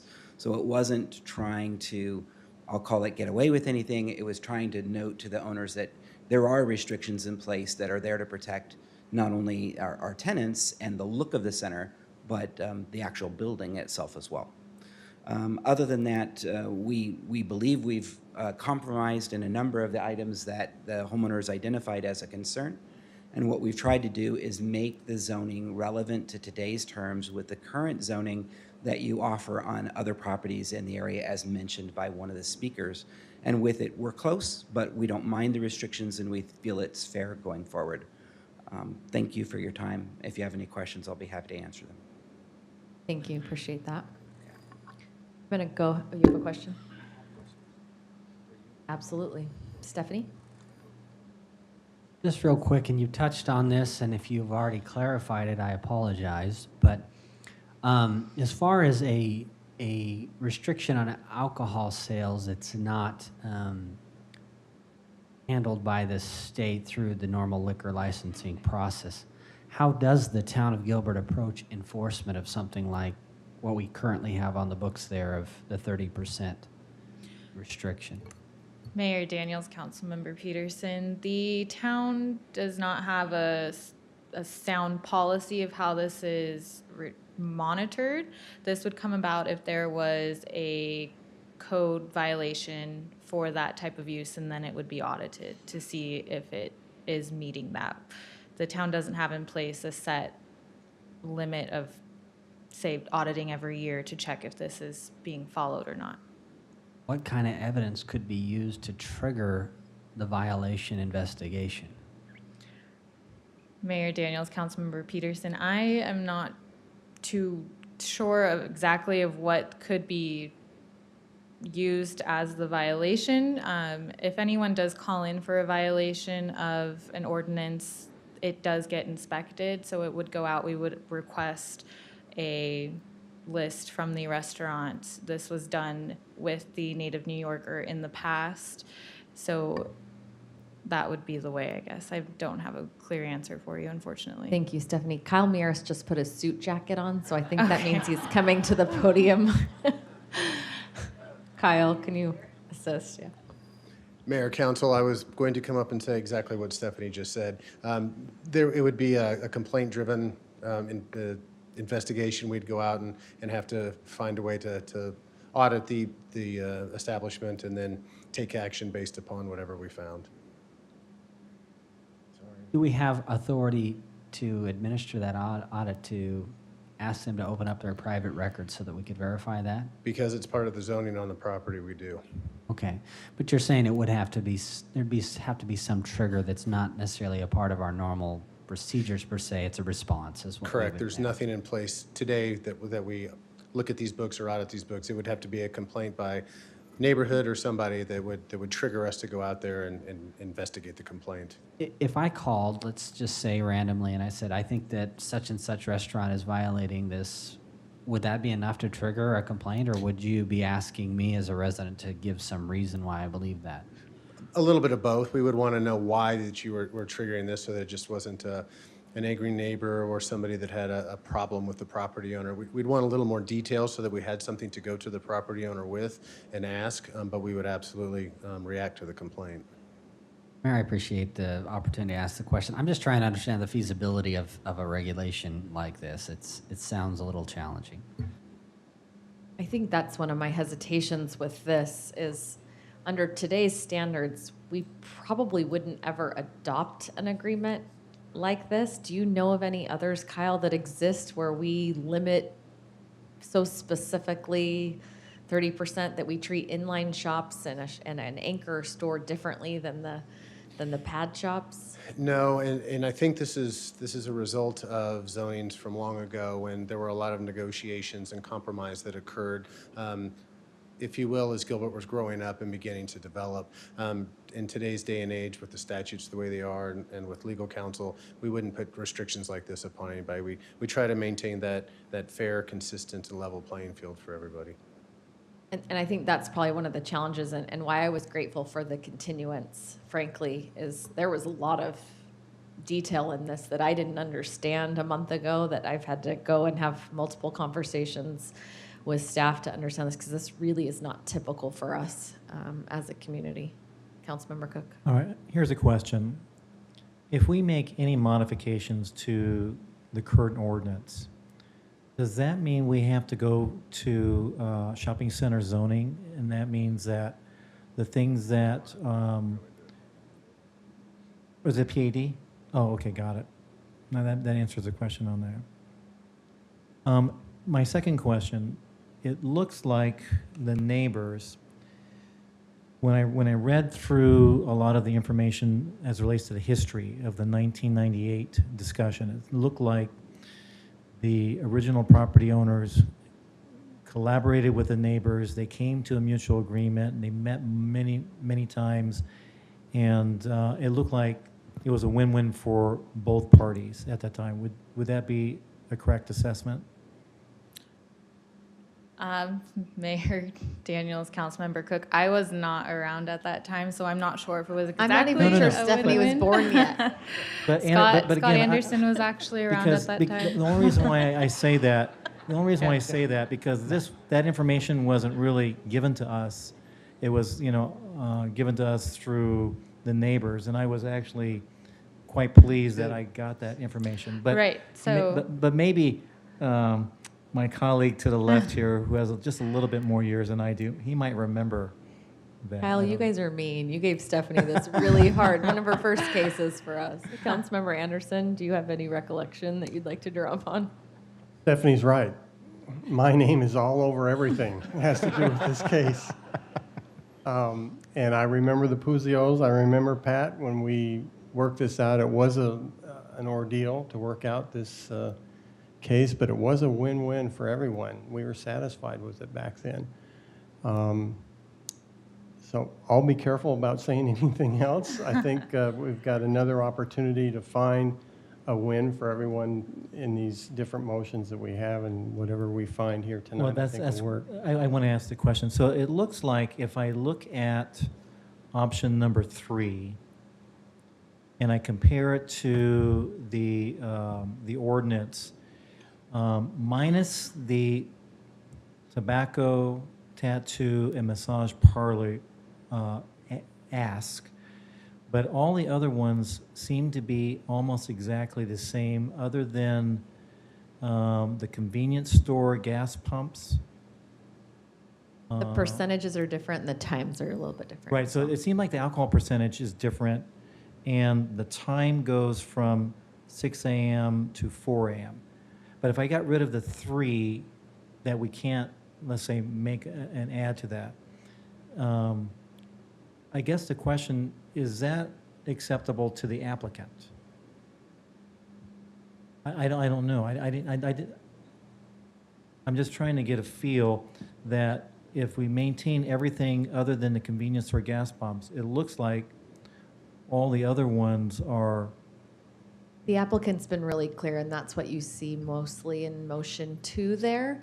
Motion 3 is the HOA, and there are some substantial differences. One is the percentage of alcohol, one is the times to open, and then the HOA also asked for some pretty specific additional things that frankly we it's just illegal for us to do. Right, and I would say we just get rid of those, but it seems like we're back to the original ordinance. And I think one of the challenges is us enforcing something different than what the liquor license might state. That to me is I a agree with great you. concern. So I think we need to follow what the liquor laws are. We don't internally approve. The state board of liquor is the one that takes on that and is responsible for the enforcement of that and of those sales in order for them to maintain their license. The town has no influence other than a recommendation, a denial, or a no comment on a application for a liquor license. But other than that, we don't have any influence there. Is there, what is the closest? Is it Series 7 that makes it the closest? The liquor license is a Series 12 for Series restaurants. 12? Okay, got it. Mhm. All right.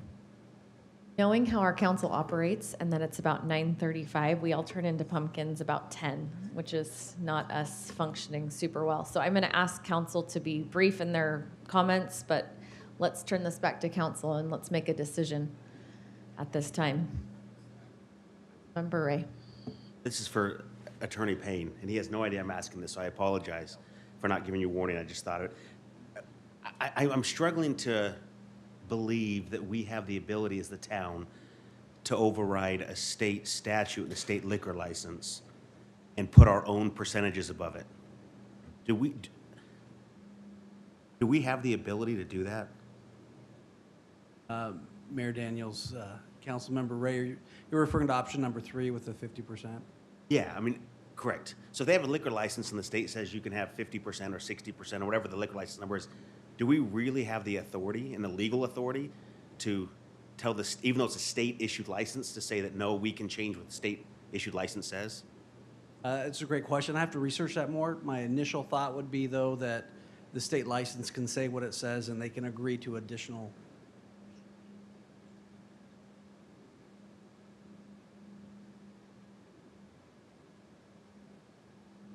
That, you have additional questions?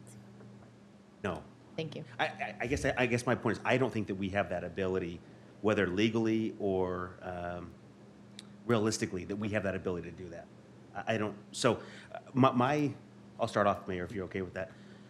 I'm inclined to go with motion 2, but change the time to equal motion 3. So instead of being 3 a.m., have it be 4 a.m. and keep the rest of motion 2 as it is. I would support that as well. Councilmember Cook. Yeah, Mayor, I was just looking at motion 2. It's very similar to what I believe the ordinance, the original ordinance reflects. I do like the change from the 3 a.m. to 4 a.m. and it maintains the, I guess, the Series 12 license for restaurants, so I'm good with that. Vice Mayor? Mayor, thank you. This is my corner. This is my store that I shop at. This is where I do all of my business pretty much in Gilbert. And I've been concerned about this center for quite some time because I've seen so many businesses come and go. And for the sake of time, I am comfortable to agree to motion number 2 with the 4 a.m. change. Thank you. Councilmember Peterson? Mayor, I'll be brief, but I do want to just say one thing. Their comment was made that we're pro-business. Well, I can't speak for the rest of the council, but I'm not pro-business or pro-individual or pro-anything else other than I'm pro-equal protection under the law. And so when deals come to the council giving special incentives to businesses at the expense of the taxpayer that are exclusive, I say no to those. I want fair play. That's all I want. Fair play. Everyone treated the same. And so this is my challenge. We've put this, now I know it was 20 years ago, and the city was different, and competition was different, and the market was different, and the situation was different. Now competition is dictating other things to survive. They're not going to survive if they have a disadvantage to everything else. So I think we have to do something here. Now, I appreciate the comments about motion 2, and I think that's pretty good. I'd still like to go back to the 3 a.m. thing. I don't think that hurts anybody. It's a Bosa Donuts. Okay, there's other places in there. But how much business do you really think is going to be going on that time of the day? Not that much. I don't think it's going to be I don't know that anyone's going to notice it except for the patrons going to get their donut and nobody's around. And they're like, wow, I like how quiet it is here. You know, so I don't know. Mayor, I don't want to put any more hampering on this shopping center than they already have. And they're still going to be remained with some things around their neck that other shopping centers aren't dealing with.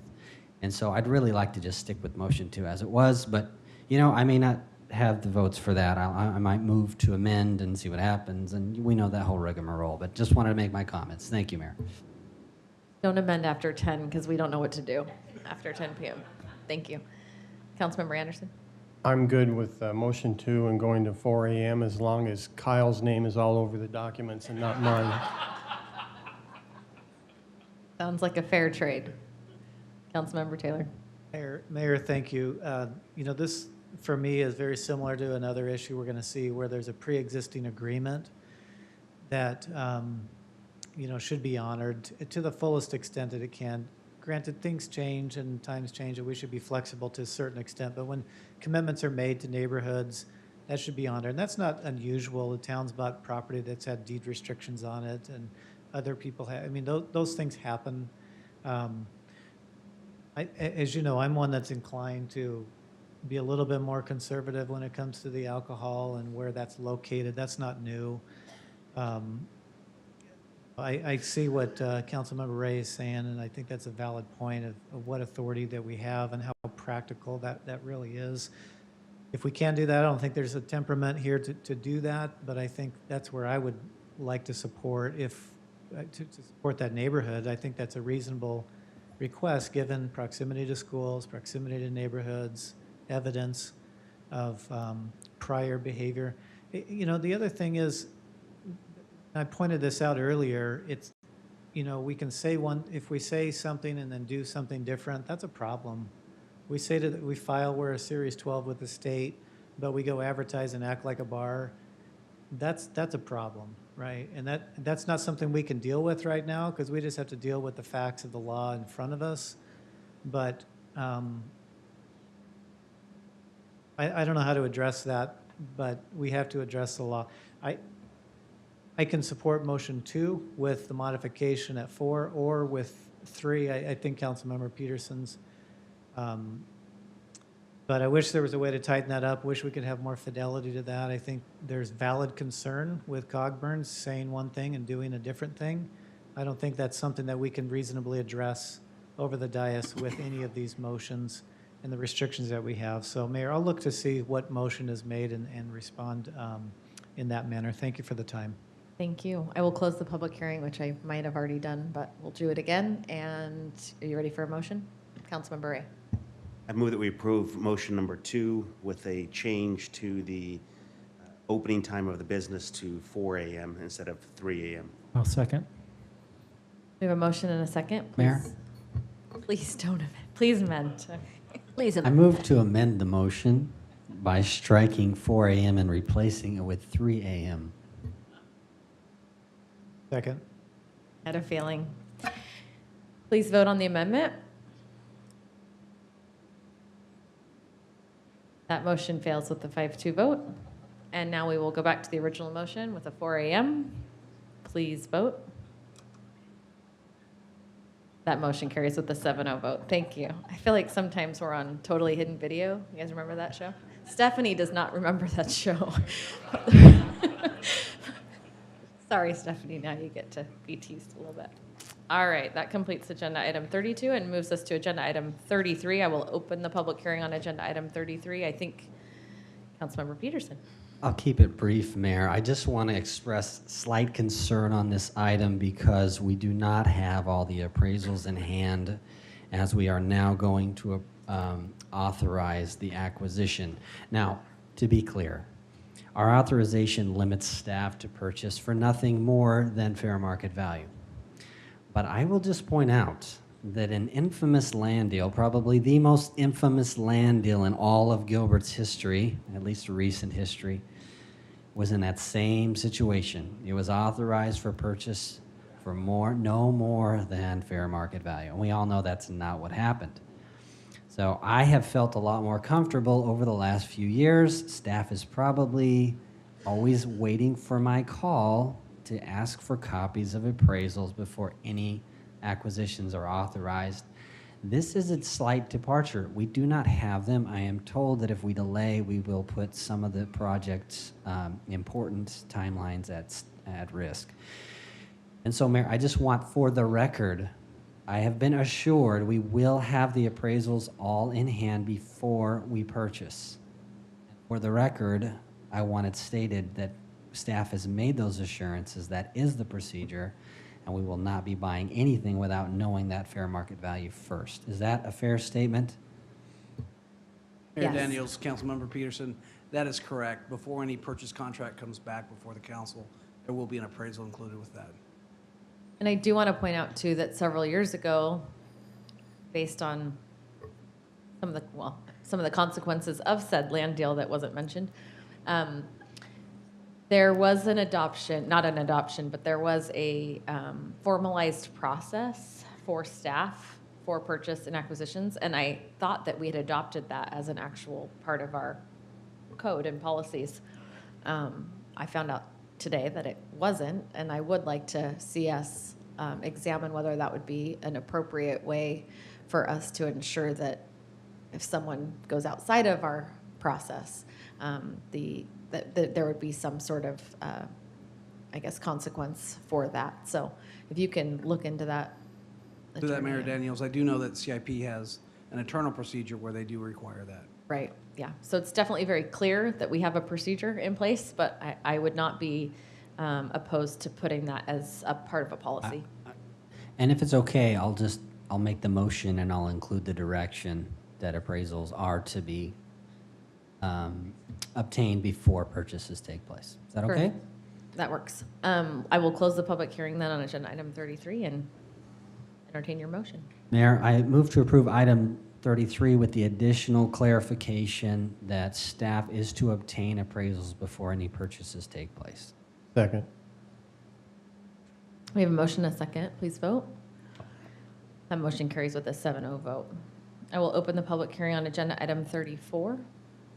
Council? Councilmember Taylor. Mayor, thank you. Appreciate this item coming for us. Certainly like innovation and new ideas. Talked a lot with, or got some good information. I guess, Patrick, maybe you can respond to this. Just what assurances do we have that after the waste that uncontained that would be in the streets is going to be cleaned up afterwards? If, someone has bougainvilleas with big sharp thorns or rose bushes, right? We want some of those thorns off the road. Could you talk a little bit about the cleanup and how that is? And then if we find out that this is a really bad idea, we get a lot of bad feedback and phone calls. Talk to me about how we're going to be addressing some of those, if you don't mind. Sure, Mayor, Councilmember Taylor. We do have Paul here from our Solid Waste Department as well as Nina DeCastro, and we have a short presentation. If you're okay, I'd like to have them give that to the council and kind of walk them through our process, and then they can certainly respond to the question in regards to how we will ensure that we leave those streets as clean as we possibly can after that collection.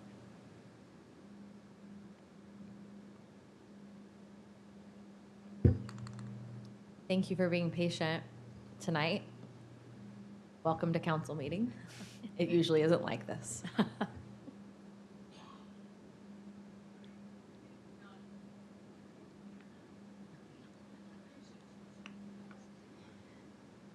Good evening, Mayor Daniels, council members. My name is Nina DeCastro. I am the Lean Innovator with the Organizational Development Department with the town of Gilbert. It is my privilege this evening, along with my colleague Paul Montez, to present to you a collaborative project between our environmental services team and the residents of the town of Gilbert regarding our residential trash and recycling collection. Today's presentation is going to be split into two parts. I will be presenting our findings on an Edge Academy exercise that involved our environmental services team, as well as the residents of the town of Gilbert. I will also be discussing some of the metrics that were used, as well as a capacity analysis in order to make a determination as the best way forward. Mr. Montez will be presenting the background and options on behalf of Environmental Services and discussing the operational logistics with the proposed change in zones. For those of you who are not familiar with Edge Academy is a workshop provided to the employees of the town of Gilbert with the intention of providing them with tools to help optimize their processes in order to continue to provide best-in-class customer service to our residents of Gilbert as well as our internal customers. EDGE is an acronym. It actually stands for Employees Driving Gilbert's Excellence. Many of the tools we teach in EDGE were used in this particular project. I'd like to walk you through some of the project information right now.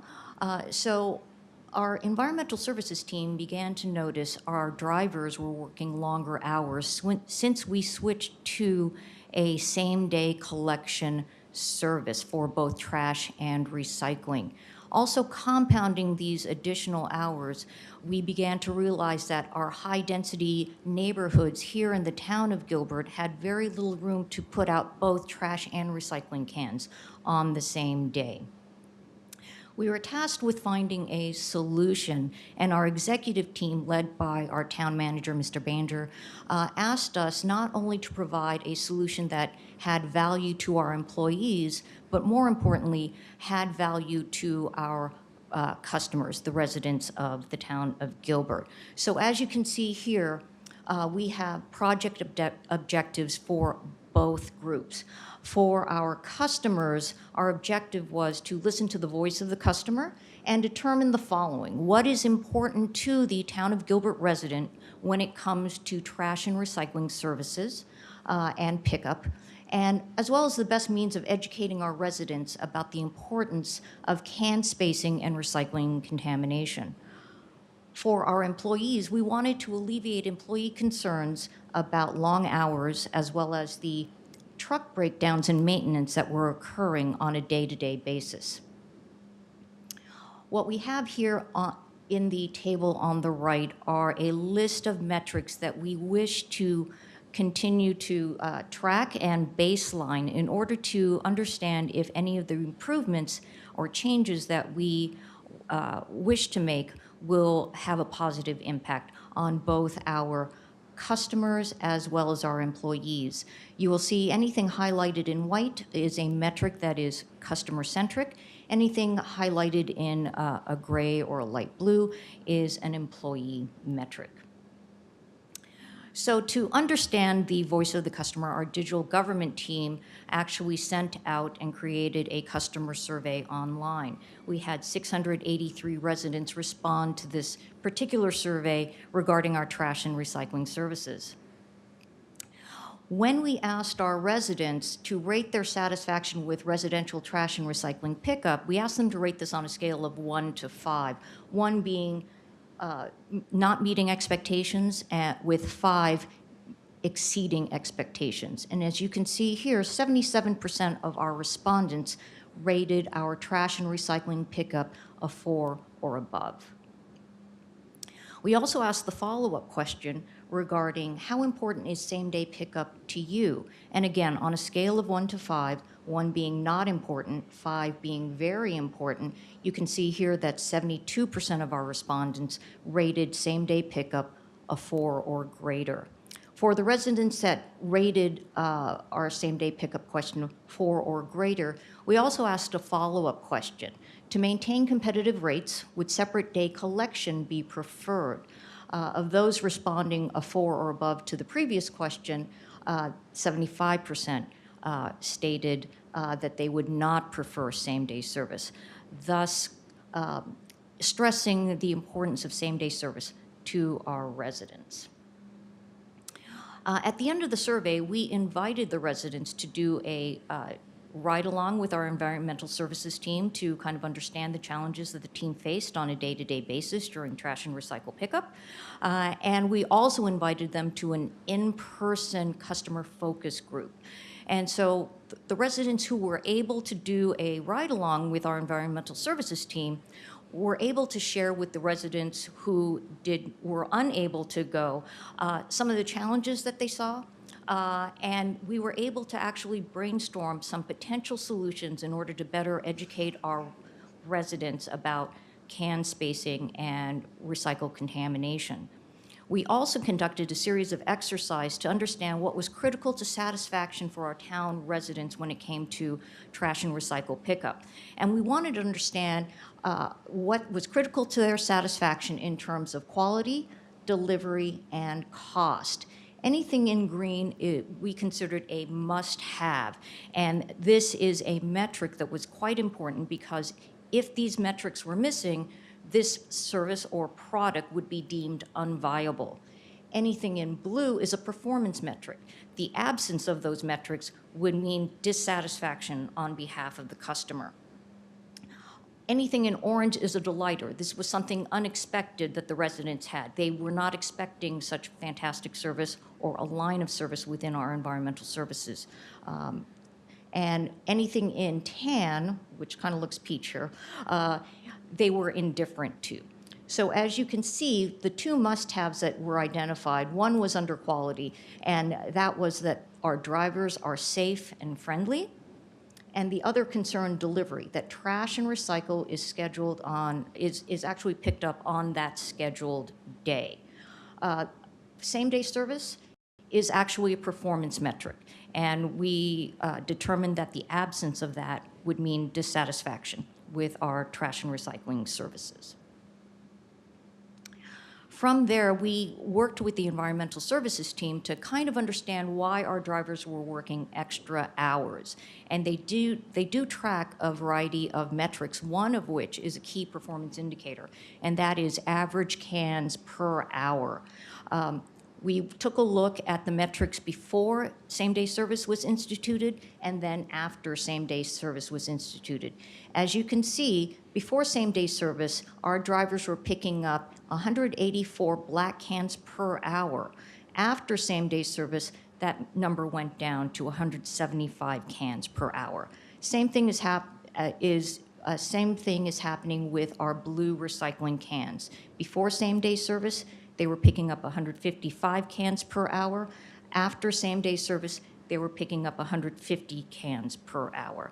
So this meant missed capacity, especially for our team.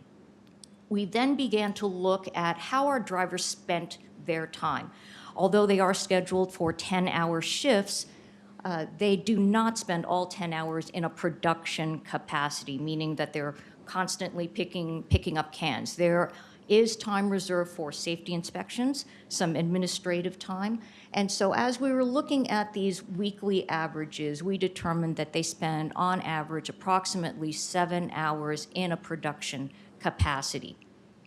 When we took a look at the numbers of missed capacity as well and began to do our analysis, we discovered that the team were working an additional 72.37 man-hours per week, which is the equivalent of approximately 1.81 FTEs.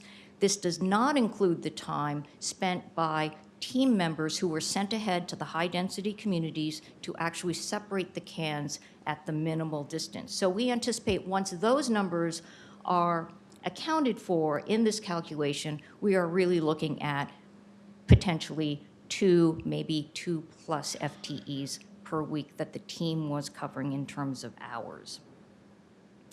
We also did a cause and effect analysis in order to identify different levers around which we could solution.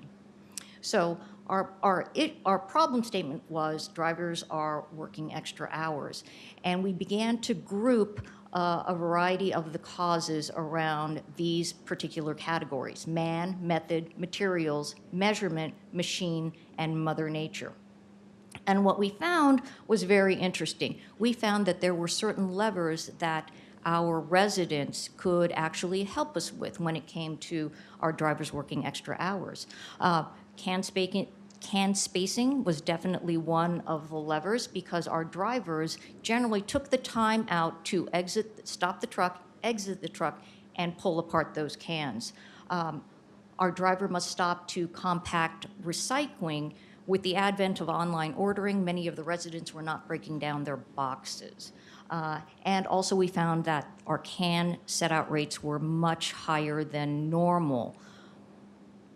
Within our control, we also looked at our schedule, the reasons behind our truck breakdowns, which were definitely contributing to more hours on the road for our drivers, our spare truck ratio, and the fact that we didn't have enough drivers to operate the trucks. This was due to either vacation time or absenteeism. The other elements we identified were basically out of our control. This concerned drive time within the zones, going back and forth to the dump. Trucks had difficulty maneuvering in the high-density areas. So we began to formulate our solution, basically a two-pronged solution. What we wanted to do was attempt to increase our hourly pickup rate by adjusting the pickup schedule and educating our residents. We began to look at our schedule options. Option 1 is our current schedule, which is a 4-day schedule with Wednesday off. Option 2 is a 4-day schedule, but this time with a Monday or Friday off, giving our drivers an opportunity for a 3-day weekend. And option number 3 is a 5-day schedule, but this would involve a zone change and bulk education.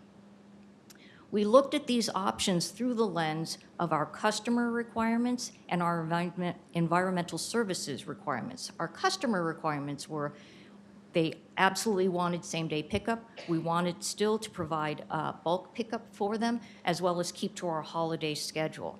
Our environmental services requirements were balanced hours for our drivers, ensuring that fleet had adequate time to service our trucks.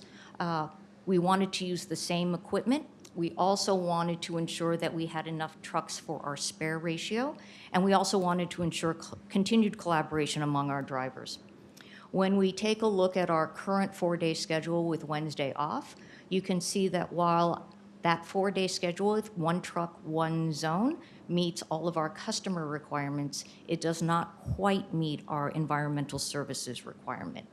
The one schedule that does meet both our customer service requirements and environmental service requirements is the 5-day schedule. Anything checkmarked in green meets requirements without any modification. Anything checkmarked in yellow meets the requirements but may need additional communication or education. Anything in red does not meet those requirements, and anything with a circle has a neutral impact. So, as we discussed amongst our team and leadership, we are recommending that we move to a 5-day schedule with either a 1 truck, 1 zone configuration, which means 1 truck would be responsible for the trash pickup and recycling pickup within that zone, or a 2 truck, 1 zone configuration, meaning 1 truck would be responsible for trash pickup and the other truck would be responsible for recycling pickup. And with that said, I would like to turn over the presentation to Mr. Paul Montes.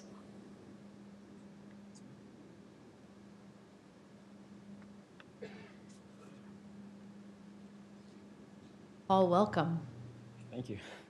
I understand you had a pretty early morning, and now we've kept you past 10 as well, so we apologize, but thank you for being here. And I can't wait to find out if you have a challenge word. All right. Hopefully it's pork chop. Well, good evening, Mayor. Good evening, council members. My name is Paul Montez. I'm the Collections Administrator for Environmental Services. Thank you for the opportunity to share with you some of the logistics and other factors of how we reached our decision. So zone change is something that is common in solid waste. Just recently, this past year, City of Chandler did a zone change for their black and blue barrel collection. Since City of Mesa, since 2014, has done 2 zone changes, either a zone change or a boundary change within the last 4 years. And a little bit of history on us for the town of Gilbert. Back in 2008, we actually had a 6-zone system, 6-zone collection, where we worked Monday through Saturday. And in 2009, we changed that to a 5-zone schedule, picking up Monday through Friday. And just our last zone schedule change was in 2016, picking up Monday through Friday and not collecting on Wednesdays. The unique thing about this one was we changed the collection method, having our black and blue containers out on the same day. Now with that 4-day schedule, we did recognize that there were some challenges to that. That 4-day schedule, we have 32 trucks that we use, and that 4-day schedule, we have 31 trucks every day on routes. And with the aging truck of 5.5 years in service and a 7-year life cycle, our trucks on the higher end of that life cycle present some challenges as keeping our equipment up on the road. When the equipment's out up on the road, it does present challenges in providing service to some of the customers. When we have open routes, what we consider either a truck not on a route or a staff member not on a route, our members have to work a little bit harder, a little bit longer hours to ensure the service is provided to every customer. With the aging fleet, we have more repairs that are needed every day, and the preventive maintenance is sometimes difficult to do that when all the trucks need to be out on routes. Also, with the high number of routes we have every day and the limited number of trucks we have, it does present challenges as having a decent spare ratio. The industry standard for spare ratio is about 20%. Right now in Gilbert, we have 3% spare ratio, so that does present challenges when equipment goes down. Also with that is when growth happens, which Gilbert is known for growing our community, and we have to add routes, we don't necessarily have the equipment to do that, so it stretches us pretty thin on adding additional routes to our schedule. Other challenges we have is with staffing. With the 31 routes every day that need to be covered, we need 31 employees to be collecting on those routes. When you have absenteeism or vacations or any type of leave, presents challenges for our drivers. They now have to work harder, faster, and longer to cover all the routes and make sure all the services provided to our residents every day. This presents challenges in providing adequate training for our team. When everyone's out on a route, it doesn't allow much time for training or other opportunities. When everyone's focused on routes, the focus on detailed inspections seems to decrease. Leads to a decrease in safety and increased claims and accidents. Also, with everyone on routes, there's less time for professional development, and we know we want to have a developed workforce. This also leads to a lack of time for personal relationships between our supervisors and our team members. When everyone's constantly on routes and there's no time for any errors, there's lack of engagement with our employees. And that lack of engagement leads to a decrease in retention. With that decrease in retention, just this past year alone, we hired over 20 drivers for our division.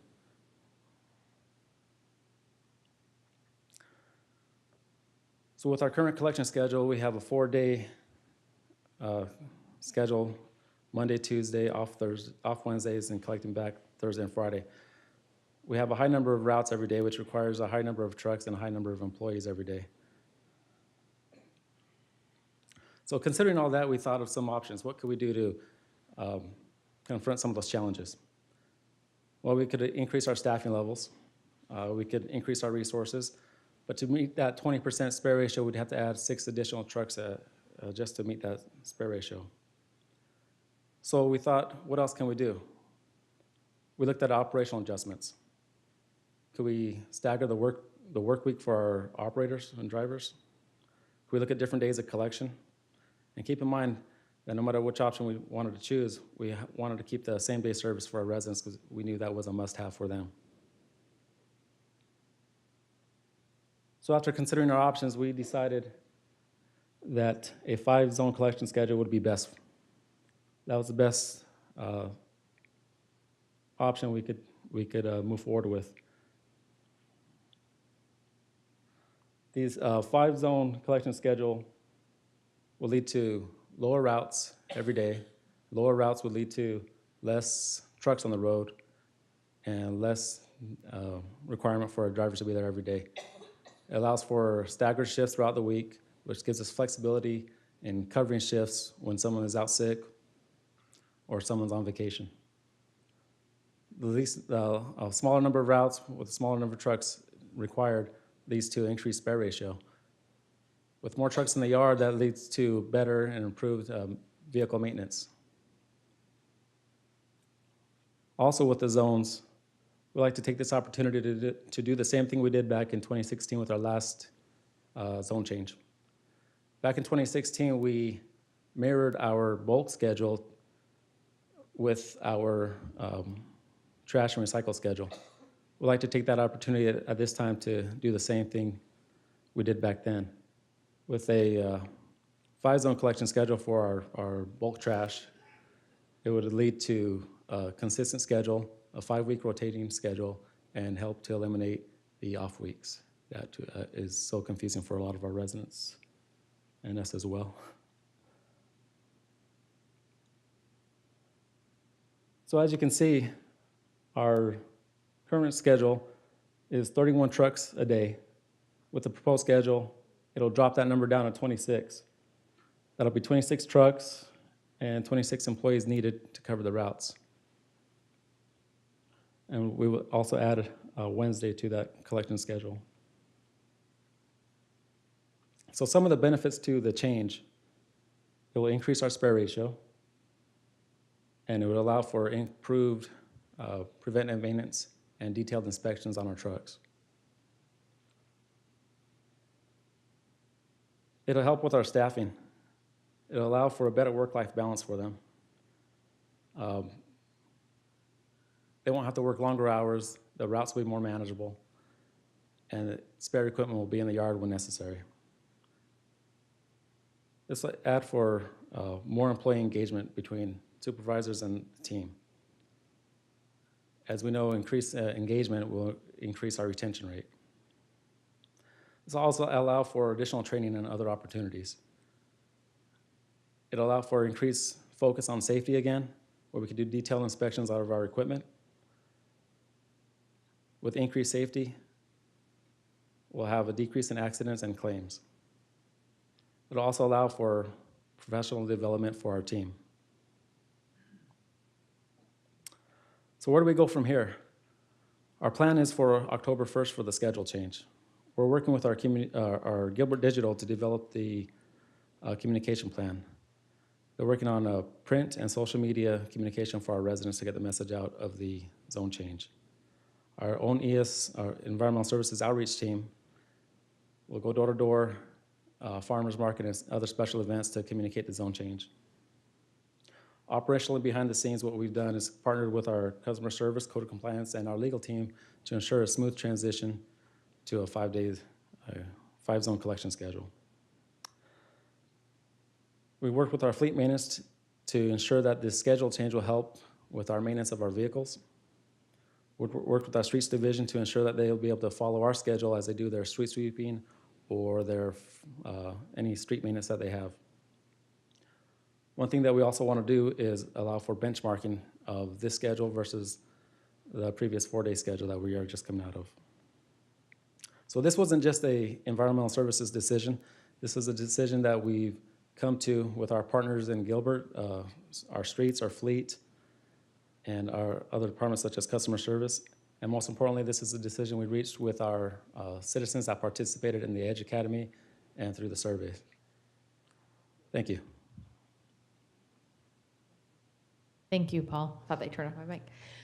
Yeah, Vice Mayor Peterson and then Councilmember Peterson both have questions. Thank you for the presentation. About a year and a half ago, I did a ride along, and I was lucky. I went in a very brand new truck first thing in the morning, and then they put me in, I think, one of the oldest trucks that we own about an hour later, and what a difference. But the one of the main concerns the drivers had at that time was having Wednesday off when the rest of the town was off on Fridays. So that would alleviate this, but how do they feel about working 5 days a week instead of 4 days a week? Because their big complaint to me was the majority of the employees in the town got Friday off, so they had a 3-day weekend, and they were not getting the same thing. Plus, if they had any issues, nobody was here because everybody else had the day off on Fridays and they didn't. So how do they feel about this change if we go to this?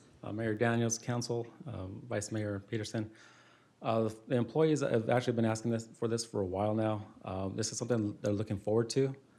They will continue to be on a 4-day, 10-hour schedule with staggered days off. Some may have a Tuesday off, some may have a Thursday off, but this is something that they helped to develop as well.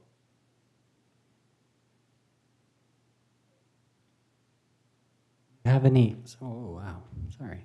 Do you have any estimate on what will happen to this problem of hours, average overtime hours and such with this change? Because I know that was one of the goals. I didn't see any estimates on what we thought would happen with that. By the way, I love this. Thank you. Fantastic. Sounds way more efficient. So thank you and kudos. But anyway, go ahead. Mayor Daniels, Council, Councilmember Peterson. We didn't provide any numbers on the overtime decreasing. We do believe it's going to decrease overtime by not having to stay later. We designed our routes to be smaller and more manageable. And we are working on addressing some of the tighter areas, such as we call our high-density homes. So that will aid in bringing the amount of time on route down to something more manageable and reasonable for our drivers. So it's sort of, we're going to monitor and see. Is that what I'm hearing? But we do think it's going to decrease the hours. Yes, sir. With smaller routes, more manageable, it should decrease the amount of time that our drivers are on routes. Will we receive any updates on how this turned out? I always love having that follow-up report that says, you know, here we've got this great idea, here's what we think it's going to do. And then we don't hear about it sometimes, but it's really good if we come back and say, yes, everything worked the way we thought. We can send that to your personal email in like 6 months. Yeah, I like that. I'm the lame duck here. Maybe super lame. Yes, sir. We plan to provide benchmarking data on our previous or current schedule versus our 5-day schedule. I'm afraid to ask a follow-up question because that was a very thorough response, and I'm grateful for that. And I love geeking out on Six Sigma data, and I could see all that language in there, and thank you for that. So as I was emailing with Jessica on some details here, and I appreciate her responding, it sounds like we're going to roll out with a pilot first. You know, one of the questions I asked was, have we talked to the HOAs? Do they know this is coming? I mean, this is going to be a big deal when we start putting stuff in the streets. And it sounds like the pilot HOA has been notified, but not the others. When I originally read this, it sounds like we were just kind of going over the whole town because we're passing an ordinance and it's going to happen. I love the idea of a pilot where we can get some data and come back and evaluate and adjust. And then maybe the ordinance should be adopted at that point once we've proven, have a proof of concept and worked out some bugs. Maybe I'm misunderstanding that, Jessica. Can you clarify what we're trying to do with, you know, one slide or less? Yes, Mayor, members of council, the change to the bulk pickup and the requirement for where the bulk placement would occur across the entire town with this change in the ordinance. The pilot that we're referring to is we do have some of these high-density cluster home areas where in one particular neighborhood we're actually going to pilot a call for pickup on the bulk, because this particular HOA wanted to completely eliminate bulk pickup from their neighborhood because of the challenges it creates. So in that particular area, we're going to pilot a call for pickup in specific times to try to alleviate some of their very specific problems in that neighborhood. Okay, that helps clarify. Mayor, I certainly want to support innovation and things like that, but number one, I think we need to make sure that to delay the implementation at least until we've gotten good communication to the HOAs and maybe some we need to give people a heads up on this change, number one. Number two, we need a commitment that maybe after a year we get some data, come back, see what we've learned. Is there any updates? That's my thought. I'm going to stop now. Thank you. No, you're good. I think it's important. I also just think, though, that we're at a critical point. We don't have enough equipment, and we don't have enough employees to fulfill the need, and we're burning people out. So I actually think we need to act pretty quickly. And I do think, based on the 47,000 households we now have on Nextdoor and a lot of our digital communications, we can actually roll things out much faster than we used to be able to, because not everything's going through the mail to get into the hands of people. So I do think we have an opportunity here. Mayor, members of council, the residential routing proposal that Nina and Paul presented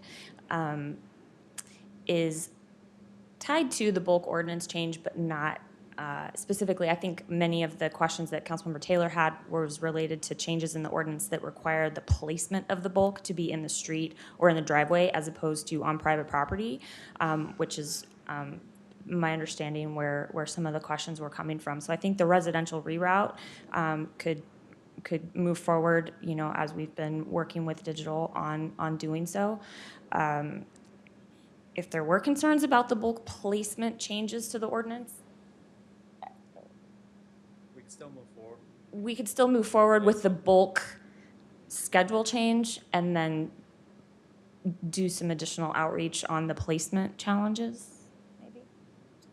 I don't want to speak for environmental services, but the placement of the bulk isn't as critical as the rest of the rerouting. So if we wanted to look at that further, we could do that. I'd like to see us move forward, yeah. Councilmember Cook. Mayor, thank you. All right, so any change requires a lot of logistic support from the mechanics to all the different, stakeholders as it relates to your team. I just know recently that because we drive our trucks so hard, and I know that the equipment takes a pretty serious beating, I'm just hoping that we have a support team that can maintain our trucks so they don't leak on the streets, and that we have enough spares in place, and all the things that relates to these types of changes. Can you elaborate and give me some warm and fuzzy feelings that we're going to address some of the needs that are what I would consider the leanness of our teams? I guess I'm saying that. So can you share with us how we might be able to improve our equipment? I know that we really beat these up pretty hard, but our residents are noticing that what we pick up, we're also leaving some things behind. So love to hear what your plans are with this. Yes, Mayor Daniels, Councilmember Cook, and Council. With the schedule, the 5-day schedule that we'll be moving to, it'll allow for vehicles to be left in the yard, and our fleet maintenance will be able to do proper and timely maintenance on these trucks, where we could address the situations such as hydraulic leaks or any type of fluid leaks that are common amongst collection vehicles. It'll allow the time where they could do those PMs and allow the other trucks to be on the road collecting on the routes.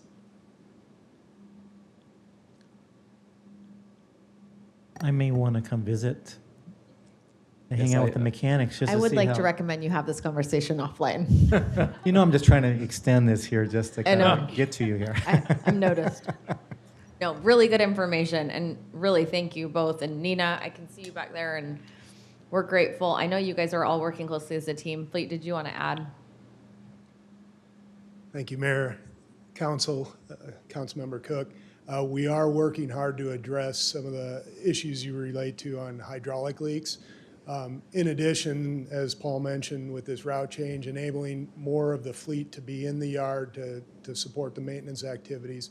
We've also started some campaigns on some of our mid-age trucks, if you will, which were more of our problem areas. There's a series of trucks, our Daddy Scorpion models, that we've had quite a bit of hydraulic leaks on. Part of that was due to the lack of hydraulic cooling systems that were not included on those original purchases on those trucks. And we're switching those out. That helps lower the temperature and enables the hydraulic lines to not get so hot, crystallize, and have problems with those. So we're working on that campaign to switch some of those trucks over. In addition, we appreciate your approving the newer models of trucks, which already come specified with that cooling system. So we're seeing better performance with that newer models of trucks. Thank you. And thanks to your whole team. Hard work, lots of hard work, so thank you. I think that closes the public hearing on agenda item 34. And we can entertain a motion. Mayor, I move to approve item 34 as published in the documents before us. Second. We have a motion and a second. Please vote. That motion carries with a 7-0 vote. Thank you. In the interest of time, we will, if it's acceptable to council, skip over agenda item 37 and also skip over the updates on current events. We have a executive session, so is there a motion to recess our regular meeting and reconvene in executive session? Second. And all in favor, please vote. That motion carries with a 7-0 vote. Thank you. That does conclude the public portion of our council meeting tonight. We appreciate everyone's participation. Have a great weekend.